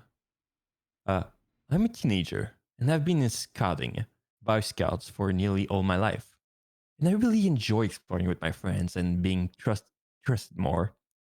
As I'm older now, a few years and being trusted more as I'm older now. A few years ago, me and two girls named Amy and Harriet were asked to head into the woods surrounding our campsite to find a long, straight stick suitable for carving into a point. Bear in mind that I was a lot younger back then. Harriet was older and Amy only 1 year older than myself. We had been walking deliberately the same direction as to not get lost, and memorizing the surrounding as we went in order to find our way back easily. About 15 minutes in, we couldn't find anything to take back, so we turned around to return to the campsite. That's the initial panic. Huh? that's the initial panic set in. Did the story skip something? Why are they suddenly panicking immediately? Oh wait, I skipped something. My bad. uh, LOL. Does the story skip something? about 15 minutes in. Okay, in order to find our way back easily. About 15 minutes in, we couldn't find. No, I didn't skip anything. Huh? About 15 minutes in, we couldn't find anything to take back, so we turned around to return to campsite. That's the initial panic set in. Set it. Oh, I'm just gonna ignore that one sentence because yeah, it doesn't make sense. Well, some people do The panic trees. fast. Yeah, but like they just were like, oh, let's turn around and go back home. Oh, panic! I Well, don't know. they see something probably. Read it. Yeah, I'll keep reading. We'll see. The trees had almost unnaturally skidded themselves together in such a way that it seemed our path was non existent in the first place. Like it had just vanished. We looked around 360 degrees and now everything looked exactly the same. Trees where we could have sworn were different from one another appeared as old copies of the same tree. We kept walking in what we thought to be the correct direction, whilst shouting out for help and eventually came to the concrete path. Almost like a road, but very thin, separating the forest, splitting it into two. We didn't follow the road as it went in the wrong direction to our campsite. On the other side of the path was more forest. However, nearby was an abandoned shack, like likely used for storage or whatever else. We had no idea anything like this was out here in these woods, so we just kept walking. We eventually came to a road we didn't recognize. A woman wearing a pink and purple regatta outdoor coat walked past, and we frantically asked her for the direction of our campsite. As by now, according to our watches and Harriet's phone, we'd been walking for an hour and a half. She said she'd never seen us before, but she said there's another campsite in that direction. We followed her advice and eventually came back to our campsite. We frantically apologized for being so long and that we couldn't find anything. The leader, Ian, could see all three of us were shaken up and he started confused. And he stated, confused, that we'd only begun for 25 minutes and that our free time was still going on. To this day, this baffles all three of us, as our free time was 40 minutes long and our watches and phones had said we'd been gone for hours. The forest we were lost in felt crushing and claustrophobic, like we'd entered an area that the concept of time didn't apply to. I believe in the paranormal. However, this was so unlike anything I've heard or experienced before. It literally was like we been in a time vortex or something, and that hours in the forest were only minutes in the rest of the world. The feeling was very strange and it stuck with me for the rest of the camp. Thanks for reading my story. It's a weird one, but it's true. If you'd like to hear more story, okay, I don't need to subscribe, thank you. If you want to hear more, subscribe and share my video to 5 friends. Anyway, allegedly, you do have an upcoming ad break because I got the pop up for it. Yeah, and I just pressed dismiss and it's well, snooze and it says something went wrong. Give it another try later. So I guess I'm not allowed to not have ads. That's so funny. Forced to have ads. Okay, I did find a story. All right, go ahead. It's a little bit 2-in-1, kinda. Also, I switched my subreddit to r/creepyencounters. All right. Why 2 grown men won't go into the woods just outside of town. Back in 2023, me and my partner were both living at his mom's house. Most days, we'd get home from work about 5 p.m., get dressed, and then we would go to these woods in the hills just outside the town we live in. For context, these woods as a whole are 12 miles long and 4 miles wide. There's breaks in the woods of farmland and fields, creating separate woods over these hills with different names. You can walk through these woods if you want. There's paths winding through most of the woods as trails, and if you want to walk over the span of hills from one side to the other, you can if you really want to. Just most of it's through the woods and uphill if you're coming from the south. The one we always went to is called Wind Down Woods. So me and my partner would go to these woods nearly every day after we finished work just to go for a walk or a smoke or both. We went about doing our usual routine. walking around and talking about our days, following the trail in these woods that loops around the large set of trees with more around you on the outside. We would kind of look... Oh, he just starts it wrong. Would kind of look like a messed donut from bird's eye view, I guess. Okay, I guess these woods look like a messed up donut from above. We were walking on the path that takes you back up toward the top of the woods. That path also takes you down toward the car park once you get to the meeting point of all the paths. When we see this man in the distance walking down the hill... So, like, hold on. Allegedly, there is supposed to be a photo that I'm supposed to be able to reference for these paths, but it does not have... There is no photo. So they're talking about, like, point A, point B on the photo, and I just don't have it. So anyway... Give me a second. I missed the call, so I will be right back because I'm going to call back. It's my father. Okay. You can keep going. I'm just saying I won't be back if you finish by the time I'm not back. Yeah, I'm gonna try to figure out how to say these paths, I guess, with no photo. We were walking on the path that takes you back up toward the top of the woods. That path also takes you down toward the car park once you get to the meeting point of all the paths. We see this man in the distance walking down the path at point B. Point B are one of the trails that just goes up into the woods beyond Wind Down. We've still got to get to the meeting point of all the paths to get back to the car. Okay.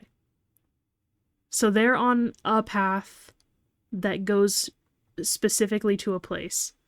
This guy is on a path that just kind of goes into the woods randomly. They are going to have to meet. At this point, he's pretty far away from us still, but I had a bad feeling because the first thing I noticed about this man when we got closer was that he was wearing office shoes and carrying a pair of hiking boots while seemingly on a walk in the woods. That is odd. We were talking about this as we were walking up and laughing about how strange it was. The guy was walking faster than us, and he was going downhill and reached the meeting point of the paths a few minutes before we did, but we could see him the whole time. When he got to the meeting point of the paths, all he did was stand there. He didn't do anything, he just stood and was looking around. I had a really bad feeling at this point, as he didn't even look like he was lost. He just looks like he was waiting for something. Me and my partner were pretty weirded out at this point, and were thinking about turning back around and heading back down into the woods to go back around the long way, just to get away from this guy's weird-ass vibes. In the end, we decided that walking back down into the woods would ultimately look way too suspicious, as the man had definitely seen us walking up the path towards him the same time we'd seen him walking down. So we just kept walking up. The whole time this guy's still just standing there looking around, these shoes in his hand. Having no other choice than to walk past this guy to get to the path down to the car park, we went up and past him. Getting close to him, I saw something that worried me more than it weirded me out. The guy had a backpack on, and there was a handle coming out of it. 100% the handle of a hammer or an axe. I knew it couldn't have been anything else. He hadn't been on a phone at all the whole time we'd seen him, not even when He hadn't been on a phone at all the whole time we'd seen him, not even when he was just loitering around. Just more and more stuff adding up and freaking a man out. As we walked past him and started down the path toward the car park, the guy decides he now knows where he needs to go without getting a phone out or a compass. Nothing. And starts walking down behind us. At this point, I was freaking out, and so was my partner, who doesn't usually get paranoid about stuff like this, because I do it all the time for no reason. But this guy was not right. Welcome back, Samael. There were no other cars in the park but mine, so he had no reason to be walking there. Sorry, there's like typos in this also. We were walking as fast as we could without running away from this guy. After what felt like a lifetime, we got to the car, locked the doors, and drove off. I didn't even look back. To this day, I think about that guy and how strange he was acting, but then again, I think about how strange we were probably acting, and maybe the poor guy was simply on a walk. Cut to just the other week, and me and my partner are at our friend's house for their birthday, just hanging out, meeting their other friends we haven't met before, and having a blast. But as usual, with every small group hangout, it got late, and we started talking about weird experiences we'd had and spooky encounters. Obviously, we told everyone about our encounter with this really strange man in the woods. A couple of the girls at this hangout work at a reserve called Fine Court. It's one of the woods in the hills I've been talking about. They seemed pretty rattled by the story we had told and said that they had one that would make it worse, but they had to tell the group now. Plus, we needed to hear. One evening at work, E was on a closing shift with her manager, and she'd been cleaning up the cafe and doing final checks when E's manager tells her that he's good doing the rest by himself and that she can just go home. Who doesn't want to hear that? So off she goes to her car, sits there for a bit to chill and roll a cigarette before driving home. Later that night, she gets a text saying, "Don't ask, just don't come into work tomorrow." E finds out that after she left work, her manager had finished cleaning up like he said and gone to his car to leave. Getting into his car, a man approached him from out of the woods and started wrestling with him, trying to steal his car keys. Managing to get the man off and get into his car, the manager drove away and called the police. Freddy Fivebear did not show up. Ray, you're grounded.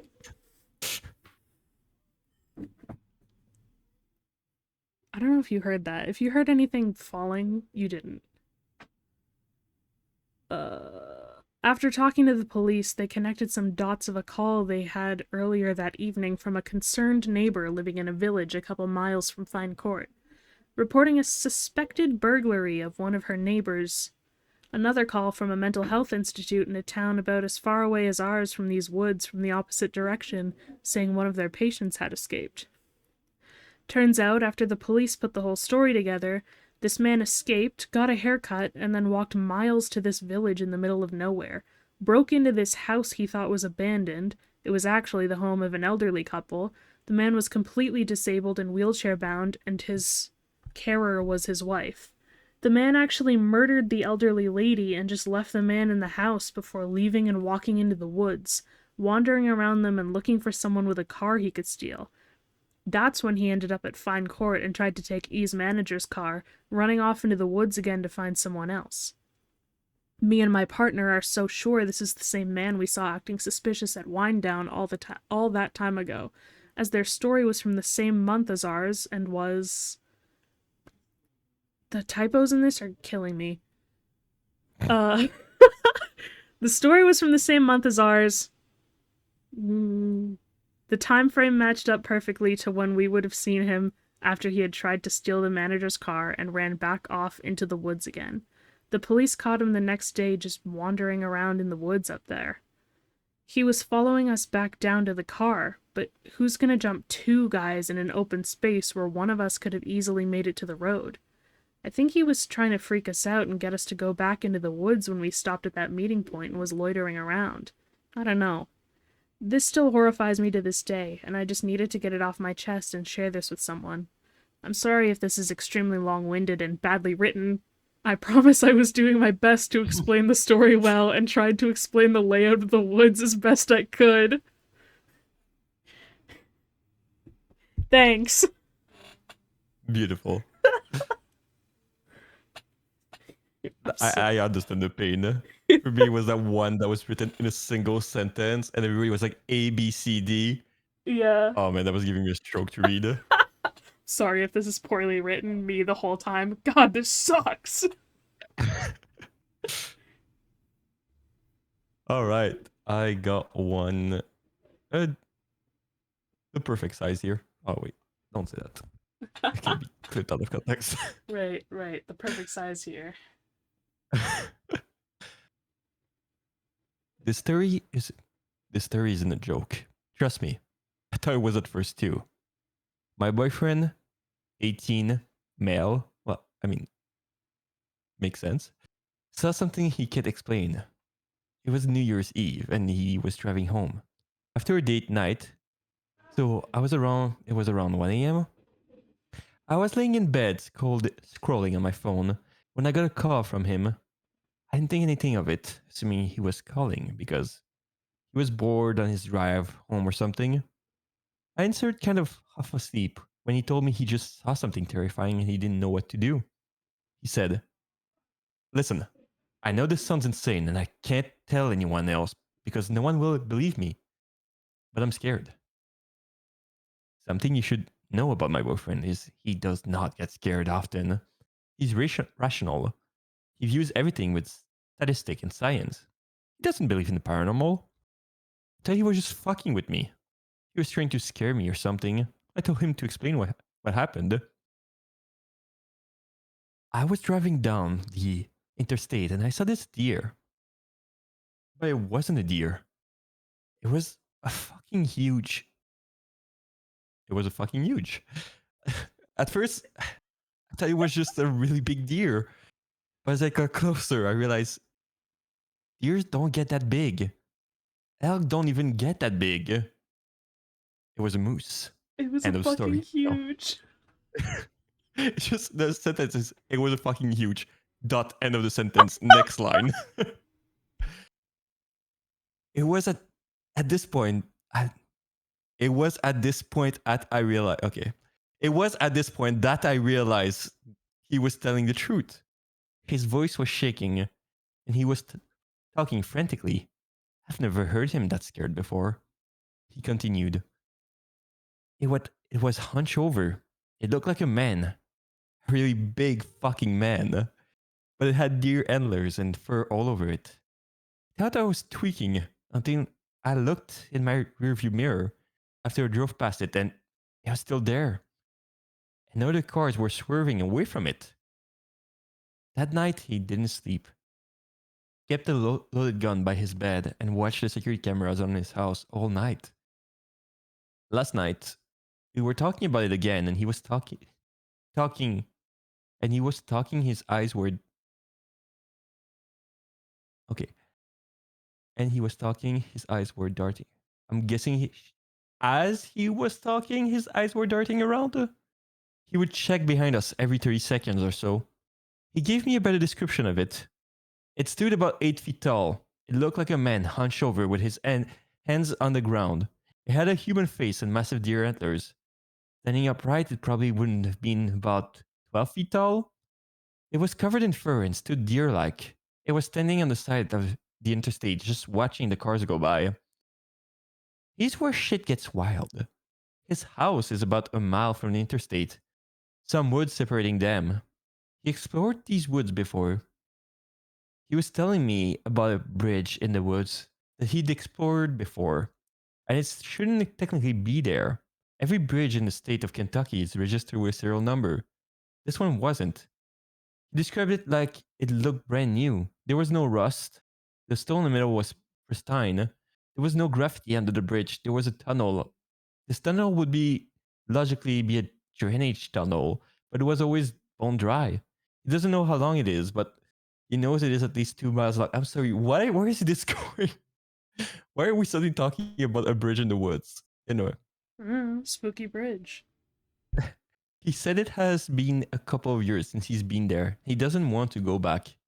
He thinks that thing he saw is from there. He said bridges are supposed to be registered, but it isn't in the Kentucky registry. Everything about the bridge is just wrong, and something about it reminds him of the thing he saw on the interstate. He told me there's only been one other experience in his life that was like this one. It was right when he was turned 17, and he was out alone hunting in the woods. If you've never been hunting before, you can see the woods wake. If you've never been hunting before, you can see the woods wake up around you. As the sun rises, the birds wake up, the squirrel come out and run around, and the deer come out for dinner, since they're nocturnal. He told me this time, nothing was there. The birds weren't chirping, there was nothing in sight, the leaves were still, there was no wind, and everything was dead silent except the sound of his own breath. It was around noon, and he decided something was off and left to go home. He told me he didn't think much of it then, but now it genuinely scares him to think of that day. anyone ever seen anything like this before? I don't know if it was a Wendigo or something, someone pulling a prank, but I know I've never heard my boyfriend sound like that before. I believe him. I believe there was something there that night that is inexplicable, and I need someone to confirm we aren't crazy. I need some sort of explanation. You're not supposed to say that word. Extreme sigh continues reading. Like I'm starting to see why people reading horror stories make it as a YouTube video and are not streaming it. Because oh man, Because it's rough. it's rough. It's like the amount of time you like try to decipher what the person was trying to say because it's definitely not what they wrote. Yeah. Not great. Like And I live like, editing it. and I like how it goes talking about the what I'm assuming is the Wendigo the entire time, and then without any prior warning of like here's another story or anything like this, it just goes like, so yeah, this bridge in the woods. Like, why are we talking about a bridge? Yeah, I don't know. Anyway, You're not supposed to say that. Anyway, I have a story. I will say, I think this story will be my second last real one. So I'll do this one, and then while you're reading one, I'll try to find one, and then I have the one I'm gonna read at the end that's short, just like Mandor Handhook Cardor. okay, the Okay. spookiest one so far. Yeah. Am I reading too much into this? Probably like 20 minutes ago, my apartment building fire alarm went off. I gathered my cat and purse and headed out the door. Right outside my door was a young man walking into the building with a DoorDash bag, like those pizza thermal sleeves that Domino's delivers with. He tried to stop me as I'm leaving my apartment. I said I didn't order DoorDash. He's holding the DoorDash bag weird, like he's about to unzip it or something. Maybe I'm paranoid. He motions me to follow him. I tell him if he wants to tell me something, he's gotta come outside because I'm not staying in the middle of those blasting alarms. My poor cat. Ugh. He keeps trying to motion me and says I set the alarm off. I immediately leave the apartment building and walk out to the car parking lot. He's still following me and trying to get me to follow him inside the building. Police car has already shown up. Usually one sits around our apartment complex at this time of night, so I go to tell the police officer about what I just encountered. He goes to investigate and look for him. Can't find him. He's not anywhere in the entire crowd that evacuated the building. What could it possibly have been? Am I paranoid?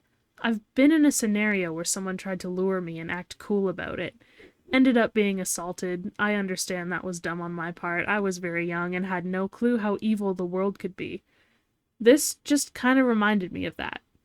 I'm worried he now knows where my apartment is.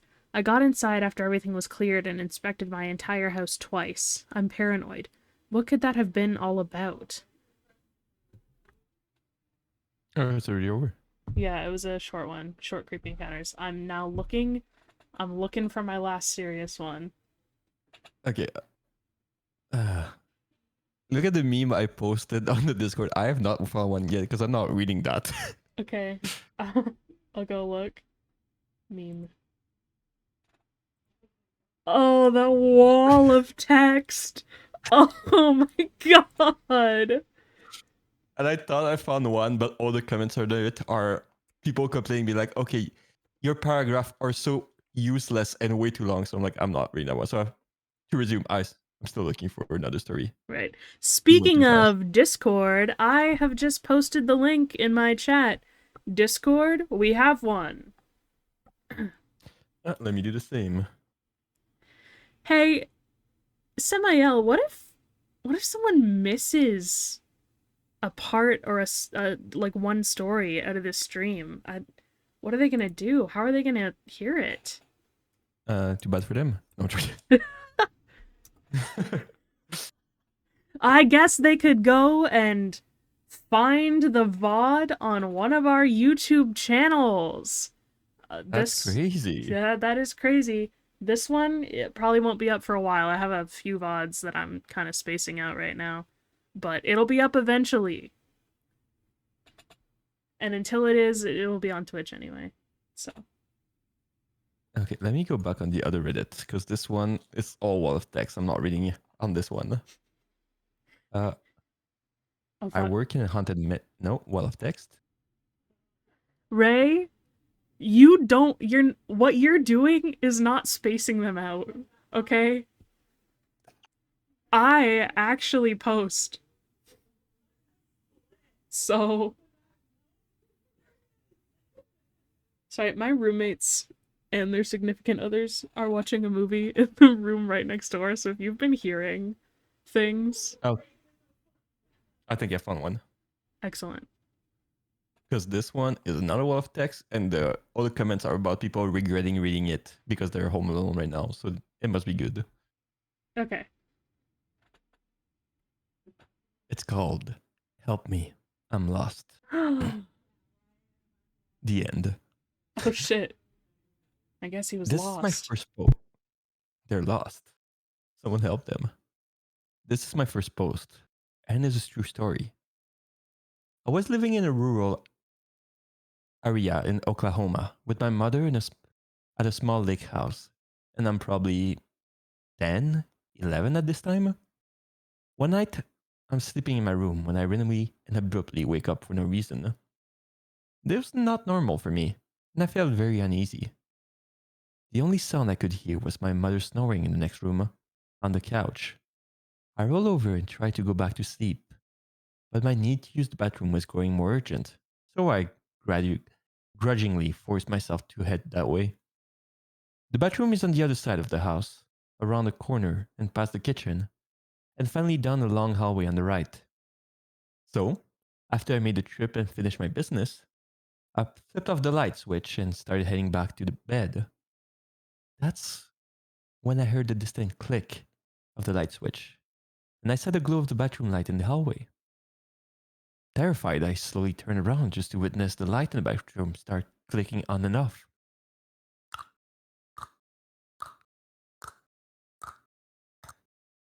Yeah, it was just written click. That was the best way I had to do it. No, that was sick. That was good. Good ambiance. Finally, it shut completely off. In the dark of the hallway, my eyes began to make out a white shape near the end of the hall. It was around my size and crouched to the floor. At this point, I'm frozen to the spot as my mind begins realizing that no one else in this home except for my mom and myself. Then the white shape began whispering in a quiet man's voice, "Help me, I'm lost." I remember wanting to scream for my mom, but I couldn't. And instead, I barely said, "No," before this thing started running at me on what sounded like all four. I quickly ran through the kitchen and around the corner before running to my sleeping mother, asking her, shaking her awake. I remember saying, "It's coming! It's coming!" And my mother's eyes going from dazed to alert in an instant. She asked me what's going on, and I saw her eyes looked over my shoulder before she screamed. Remember her scream still makes my blood run cold. Never had I heard pure terror like that in my life. Even to this day, she grabs me by the arm and pulls me into my room and slams the door. She holds me in her arms with her back pressed against the door as we listen. It sounded like this thing was running around in a circle in the kitchen. We could hear hands and feet slapping against the tiles. The kitchen had sliding glass door to the outside, which sounded like it was thrown open, then slammed. We sat there horrified until daybreak. I was sent to my grandmother in the next town for a while. After that, I never set foot in that house again. Years later, my mother said she went walking around the property after the incident and came across a small burial site with three headstones that each belonged to children from the early 19,000s. Freaks me out because what I heard that night was a man's voice, was so unnatural. My mom still will not tell me what she saw behind me and what it was that made her scream. She tell me she's afraid. She's afraid it will know we're talking about it and it will come back. This is the first of many weird things that happened in my life. The end. The end. Yippee. Okay. Okay. Okay. I couldn't find one that was like terribly long, but this is okay.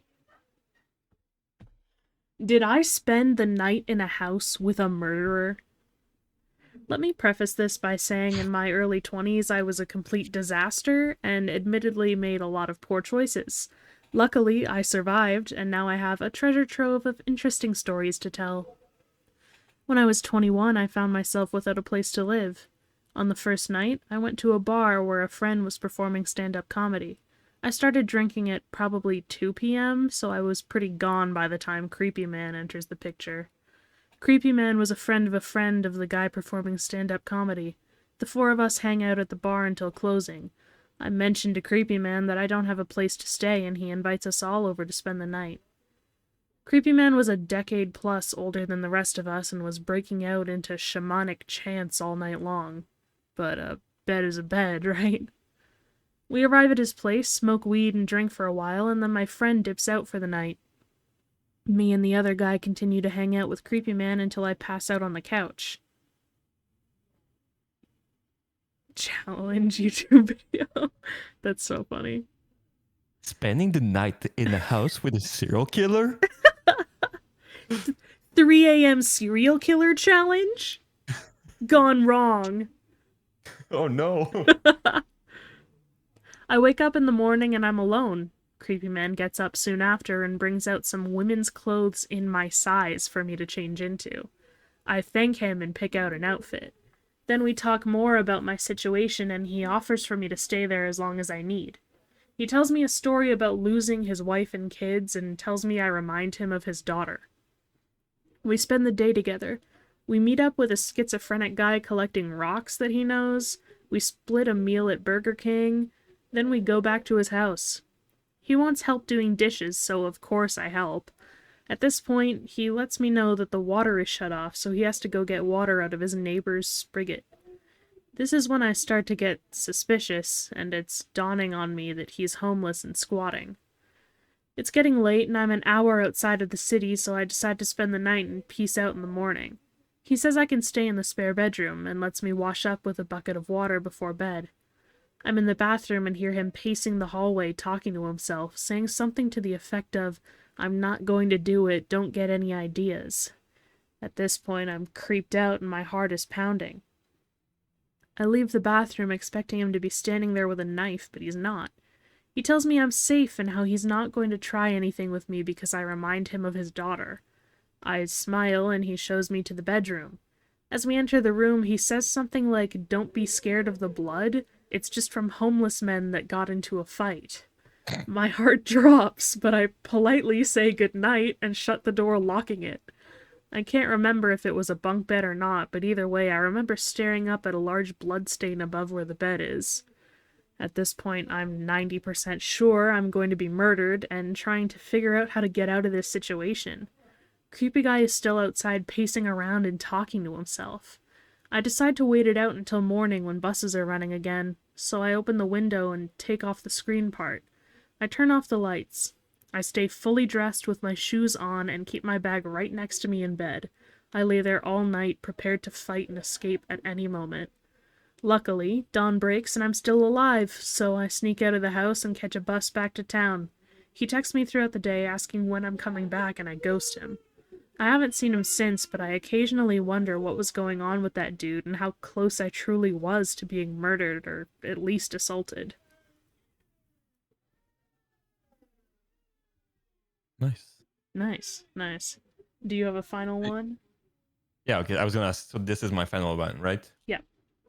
Okay, I'm gonna read a longer one then, since this is my last one. Okay. Oh, it's called "Being Left Alone at a House in the Middle of the Mojave Desert."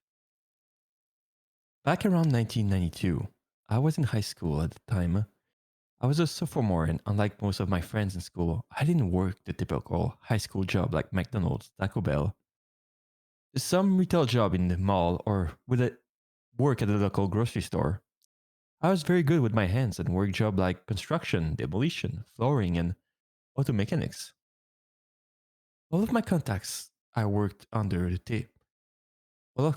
all of my contacts I worked on the table as I don't understand the sentence. As I started working on some of these jobs at 14. It was Under the beneficial for both table of us. is what they're saying. All of my contacts I worked under the table as I started. I feel like there's probably like a comma somewhere, but it doesn't matter.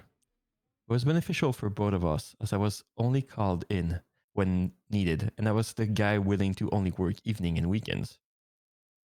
One of my contacts were doing work. Why does he keep? So is the contacts part like maybe I don't understand what he means by contacts. We're Huh. doing remodeling projects like at restaurants, bars, retail, shops, and typical commercial projects that we could only work after hours. Like I said, that worked out for both of us because I went to school and would sometimes work after school or weekends. For this one contract, you know what? I think he means contracts, but it's just writing it wrong every time. For It this one could be contract, it both. wasn't coming. No, because he go okay. No, this time he actually means contact because he goes for this one contact. It wasn't uncommon for him to leave me alone. Okay, all right, I'll give up and just keep reading it. uh, uncommon for him to leave me alone at a site and have a list of things for me to do alone. Mostly demolition work. I did this while the other crew was doing the installation or remodeling work. I was the kid, but had their respect because I did what I was supposed to do and did the work of a man without complaints. I got paid good, and in one night, I could make more than my friend did working all week at McDonald's.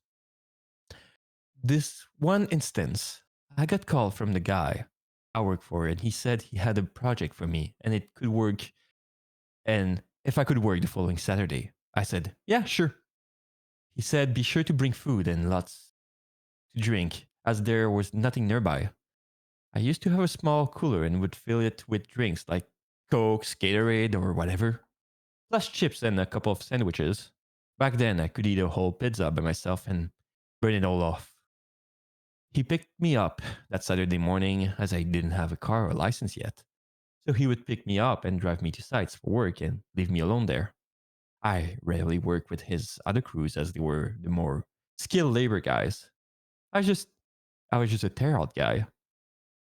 Here is the part that was my major downfall to this story. I didn't pay attention to where we were going. I was too busy talking to him, and I think we were talking about cars. You see, at the time, my goal was to save up enough money to buy an old muscle car and rebuild it. It took a long time to arrive to the site as we drove up. It was in the middle of nowhere. Now, you may not think California has places like this, but back in the early 1990s, out in the Mojave Desert, yes, it was big plots of land and homes more than a few city blocks apart. I knew we left the highway and went down a few other two-lane highways for a long distance. I remember he asked me about my drinks, and he pulled out a brand new jug of water that he had in his truck that looked like it had been there a while and told me to take it with me just in case. He said that the water to the house I would be working at was off. As we pull up to the property, he's he's in a hurry to drop off tools and get to another work site, so I hurry up and help him with things like breaker bars, shovels, pry bar, hammer, broom, several big trash bins, and a small tool bag that I often had with me. He tells me that he will be back to pick me up at about 5 or 6 p.m., as there is no electricity to the site either. Plus, it should only take me till then to do that what I needed to do. That was always his way of saying I'm only paying you still till this time, so you better get everything done by then.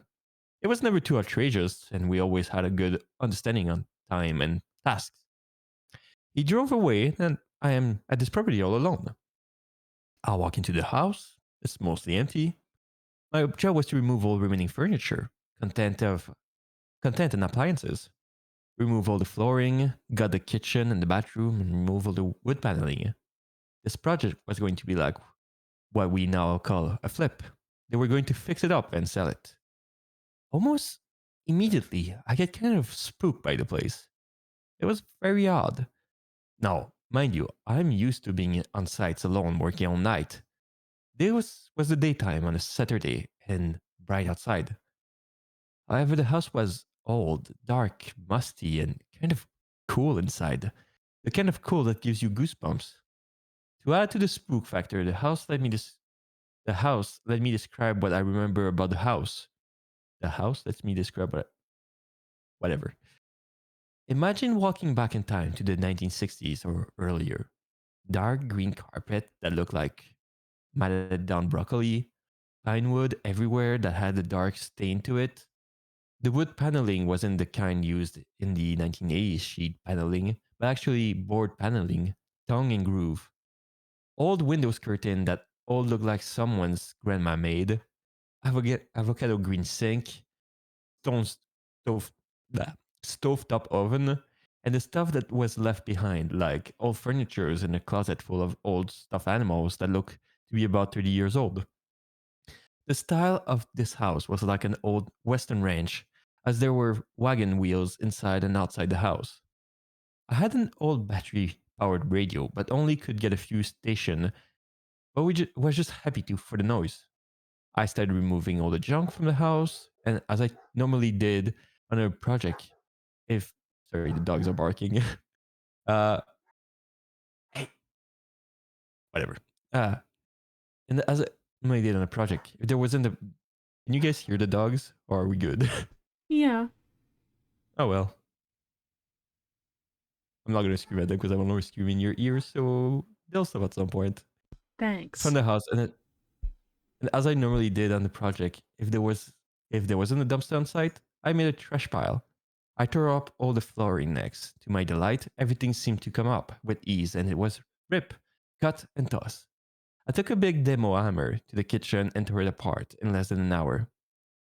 I ended up using the big jug of water that my boss had given me to wash my hands and face periodically. But by the late noon, as most who know the desert, the dryness also starts to take moisture from you, especially if you're working in it. So by late afternoon, I'm down to my last drink and I had already ate everything I brought. No worries, I thought. The guys would be here in a couple of hours to pick me up. As the time gets closer for them to arrive, I am all alone, done with my task. I even swept the entire place and it's now ready to be for the rehab crew to get to work, making this place look modern. The time of year I was out here, it wasn't typical hot desert day, but in the desert, as soon as the sun goes down, it starts to cool rapidly. I had a flan shirt, but that wasn't enough, and it was starting to get dark. This was the time before cell phones were common, and well, there was no electricity, water, and phone service to the house. I climbed up to get on top of the roof of the house to get a better look to see if I can see something in the distance. And what looked like miles down, I saw a smaller road that this dirt road lead to, and a few homes. But those homes were all in dark. My first thought was hike down to the neighbor's house and ask them to use the phone. The nearest house, no one was home, and and this home alone looked abandoned. If you remember the early 90s, was the start of decline of the economy and recession. So it wasn't uncommon for a lot of foreclosed homes in the track of homes. A lot of those I worked on at the time. I started to think about my option as darkness was fast approach.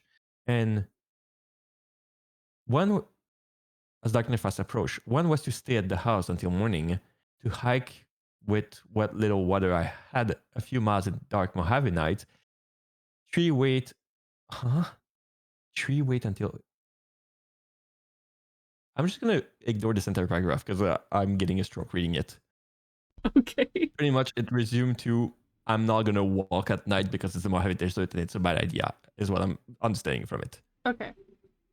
It also suddenly occurred to me that no one knew where I was expect my boss. I don't know if he told anyone else where I was, and certainly my family wouldn't miss me until maybe Sunday night. But I didn't even tell them I was going to work there. They knew me and how much I would work to save up for my car. They never were worried about me not coming home. I'm sorry I laughed. Like, surely my family won't miss me till at least Sunday. That's rough, buddy. As full darkness was all around me, it was amazing looking out at the night sky. And lucky for me, the moon was bright. I didn't have a flashlight or any way to make a fire. Even though I tried, I was going to make a small bonfire out of broken up construction debris as the temperature started to fall, probably down to the low 40s. My only option was to go back inside the empty, creepy house that somehow seemed even more creepy sitting alone in the dark. At about 8 p.m., the batteries on my radio, which was my only source of little light and noise, started to die. Didn't you make a bonfire? Isn't that a source of light? I grabbed an old wooden chair and sit in the living room of this house facing the door. I'm starting to hear wind, odd noises, which I assume are animals in the distance, and what sound like leaves cracking under feet. I'm starting to shiver from the cold, so I set off on trying to start a fire in the fireplace. Didn't you already? Whatever. Imagine like Tom Hanks in Castaway trying to start a fire. At least this is keeping my mind off my situation. Sitting in this living room next to the fireplace, the house seems even more darker than it should have. Mind you, in the daytime, the inside seemed dark, so with only the moonlight, I was pretty much sitting in the complete darkness. My mind started to play tricks on me. I am seeing shadows moving outside and inside the house. I'm also starting to hear someone talking like whispers or something. I get up from my chair and yell out, "Hello?" And just as I do, I hear something fall from the other side of the house. I run over to the door and go outside again. At least in the moonlight, I can see better. But off in the distance, I hear noises and see movement, but can't make it out. I have my pile of tools by the edge of the house ready for when my bus picks me up, so I run over there and grab Big Daddy. It was my heavy pry bar that I used in demo. What a name. I was ready to defend myself for who or what was out there. I have to keep moving because my undershirt and flannel shirt wasn't enough to keep me warm. The wind was also starting to pick up, and for as far as I could see, no lights around me. I didn't want to try to make it up on the house again out of fear of falling in the dark, but I get up on top of the gate just to try and gain a little bit of altitude to see if I see some house lights or on nearby or car lights. Okay, my mind went to the stories that circled around at the time about how people would come up to the Mojave Desert and bury bodies. Shh. And bury bodies. How there's were satanist groups out here and how people would go missing for no reason out here. Every noises had me on edge and every shadow had me. What do you want? Come here. Oh, that noise has me on edge, man. Meow. Ah! Uh, where was I? Satanist grew my heart pounding. Had me on edge and every shadow had my heart pounding. No, I knew no one was in the house, but I swear I would hear some noises from inside. I hold up, uh, huddled? There we go. I huddled up on the front porch, looking in the living room window, expecting to see someone at any moment. By around 11 p.m., Jesus, when is the bus picking him up? By around 11 p.m., I look at my watch thinking this is going to be a long night, as all this stuff only happened since it got dark. I don't know how I am going to make it another 6 hour till daybreak. I start thinking the moment it gets to be daybreak, like the moment light starts to appear on the horizon, I'm going to take the little water I had left and walk east. I knew going east I would eventually make it somewhere. The dirt road I was off the I'm guess the dirt road I was on maybe. I knew the direction lead to Babel Road. Closer to midnight, I am wide awake. My eyes are fixed on the dirt road, thinking that any time now, a car would come down it and maybe they can call for help for me. I remember casually turning to look back into the house. As all this time, I keep hearing noises, but telling myself, maybe a rat or some animals. I see a shadow of a person move from the kitchen to down the hall. I jump up from sitting down and was like, that is not an animal. That is a human. Start backing my way out of the porch toward the pile of trip over debris and fall down on the ground. I get up but fall again. It was like something pushed me down, or my imagination, but all of a sudden, these bright lights are coming closer to me as I'm laying on the ground. I jump up, and it's my boss. He's looking at me like, what the heck are you doing? I was just so glad to see him. See him. I wasn't mad or anything. Just ask him what happened. He said that he was sorry, but he thought the other crew was coming to get me, and they thought that he was coming, so no one actually came. Right. He said it wasn't until later in the evening he asked the other crew leader about how far along I got that he said he didn't go get him.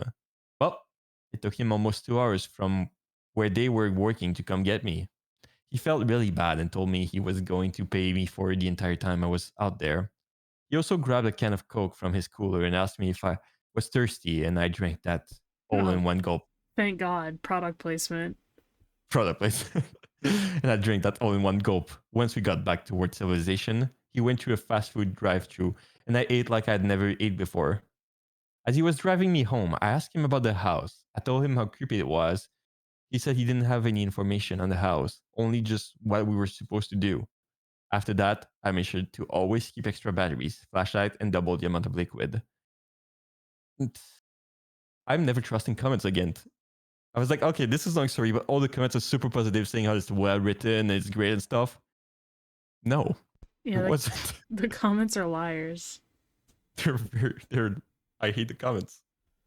All right, that was the story. All right. Are you ready for the very final story? I'm not. It's too spooky, but Yeah, I'll hear it this anyway. one's really gonna scare you. You're gonna have to sleep with the light on tonight. I was already gonna sleep with the lights on. Well, actually, I was not gonna sleep at all because of the first story, but Right. I might need a therapist after this one. Okay. All right. Okay. So basically, it's like this. You are at a friend's house for like the night or whatever, and then you guys are making out on the couch. Yeah. And then like her dad calls on the phone and says, "No, she likes it more if you use the other hand." Yeah. And you're all like, "Oh dude, your dad is trying to give me advice on how to diddle you." And she's like, "I don't have a dad or whatever." But what? Who was phone?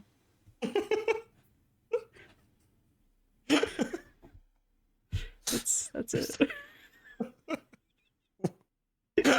That's it. What a story! Oh my god, I am petrified. It's a really scary story, right? I like the way it was written as well. It's like typical like teenage girl. Yeah. It's really Oh, that's good. beautiful. Yeah, so which one did you like better? This one or Mandor Handhook Cardor? I think this one. Okay. All right. Okay. Oh no. Oh, Ray is scared and crying. Oh, Wait, Ray Miss maybe we should reread Manhood Cardor to like truly figure out which one was the oh, better one. right. Okay. All right. You're so right. Hold on. Let me get it up real quick. Ba, ba. Okay. Let me bring out old reliable for you, Ray, and you can tell me which one is scarier.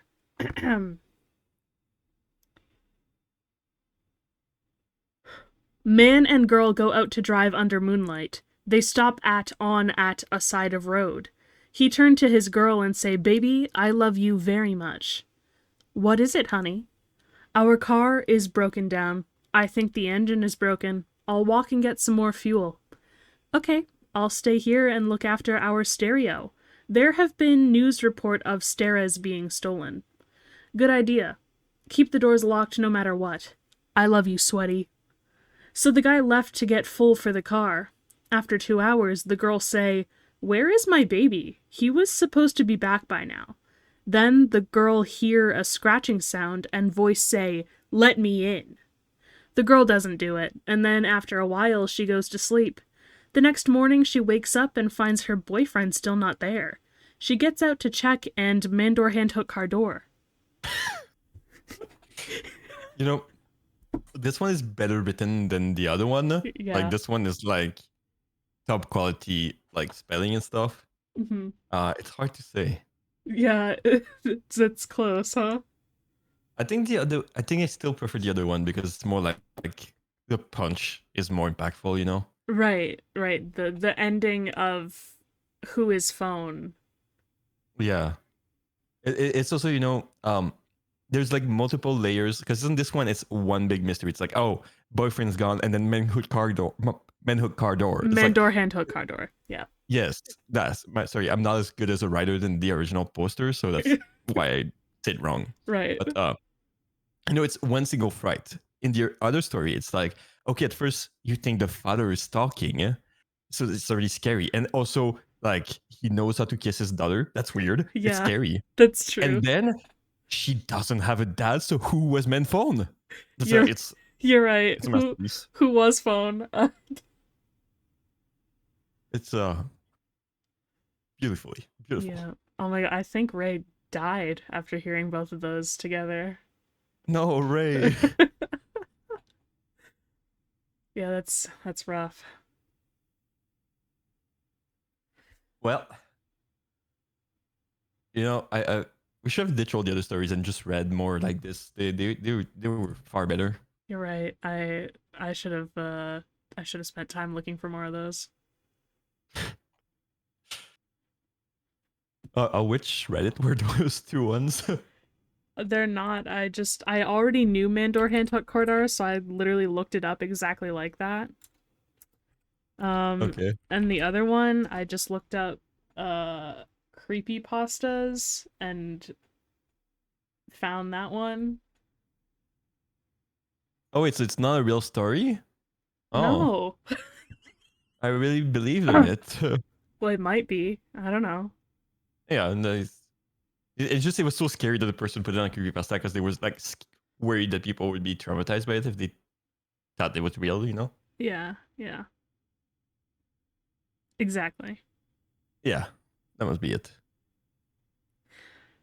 Before we Well, go, I talked about my background at the beginning, but I really need everyone to look right next to me at Shogo. I put Shogo in my background. I put my pet snake in there. There he is. we love him. Yep. There's also a head in the background. Don't worry about it. Failed homunculus. You know how it is. Please tell me you're not trying to make another one again. What? What?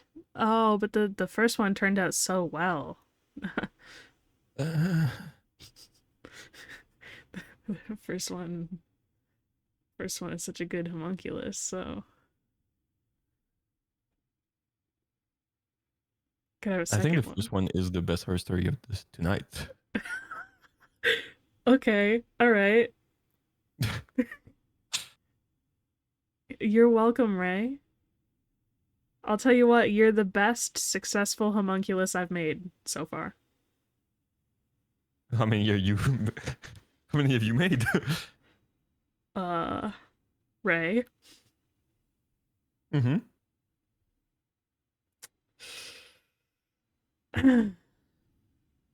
So anyway. Wait. Yeah, so Well, anyway. that was fun. I feel like if we ever do that again, we should definitely pre-select some stories in advance and know that they're good stories. We definitely should, you're right. But otherwise, that was fun. I enjoyed it. Yeah, I feel like some of the stories were good, and Yeah, some of them. Yeah. Yeah. That's all I'm gonna say. Some of them sure were stories. Yep. Let's just say some of them were men who car doors, and others were, you know, comments lied to me. The one with the trail, I was having a stroke trying to figure out how to. He's like bringing up point A and point B on a picture that's not actually in the post. Okay. Like, also, if you're gonna like give letters name to someone in your story, keep it to like one person called B or something. Not everyone, because that's that one was a stroke to read. Where it was like, and then B talked to C, D, V, A, then went. I was like, what? Give the names. It's fine. They're all called Greg Bean. No. Yeah, why don't people choose it? What instead of being like, yeah, so A and B and C, why aren't they just like, yeah, so Greg and Eric and Bethany. Yeah, 100%. I would much rather that than A, especially A, because A is like a word, so Hmm, it's confusing because it's like, oh wait, no, he meant the name, not the word A. But yeah, real. King has What? what you don't Oh, like A B C D E or King has his other son. Oh yeah, the mini king. he's talking about the small king that you left there. Don't talk to me or me ever again. I just realized you're hiding chat. Where did I put chat? Doesn't your chat like appear and disappear? Yeah, but I just thought it's behind your head right now. Oh. Wait, no, it's not. What? Where was it? There? I'm just gonna move it here. I just need to let it be known all the way. I mean, by the way, also, I meant to say also and by the way, and they mixed together. I'm sorry. Anyway, as we know, my normal streaming days are Sunday and Tuesday, but I have to go on a trip to see my ophthalmologist for eye related reasons. So that's what ophthalmologists do. Anyway, so I won't be streaming those days. I'll probably do Saturday night maybe if I feel like it. But I've fed you guys so well this week that honestly, deal with it. Maybe. Personally, I am streaming tomorrow. Finding Freddy. Was that the name of the game? Think Something like so. that. I think it's Frankie. Frankie, yeah, Finding Frankie. Yeah. No, it's unfortunate because everyone that was playing horror stuff that I was thinking I could rate them just all ended before we did. So Yeah, the only person I had was Usagi and ended. he ended. Yeah. Oh wait, no, he's back on. I think maybe he's back. I guess his stream just crashed. Oh, well, I only have 3 viewers and they overlap anyway. So I'm gonna end and you can send All yours over. right, Okay. Thanks, sounds good. guys. Thank you. See you eventually. Bye.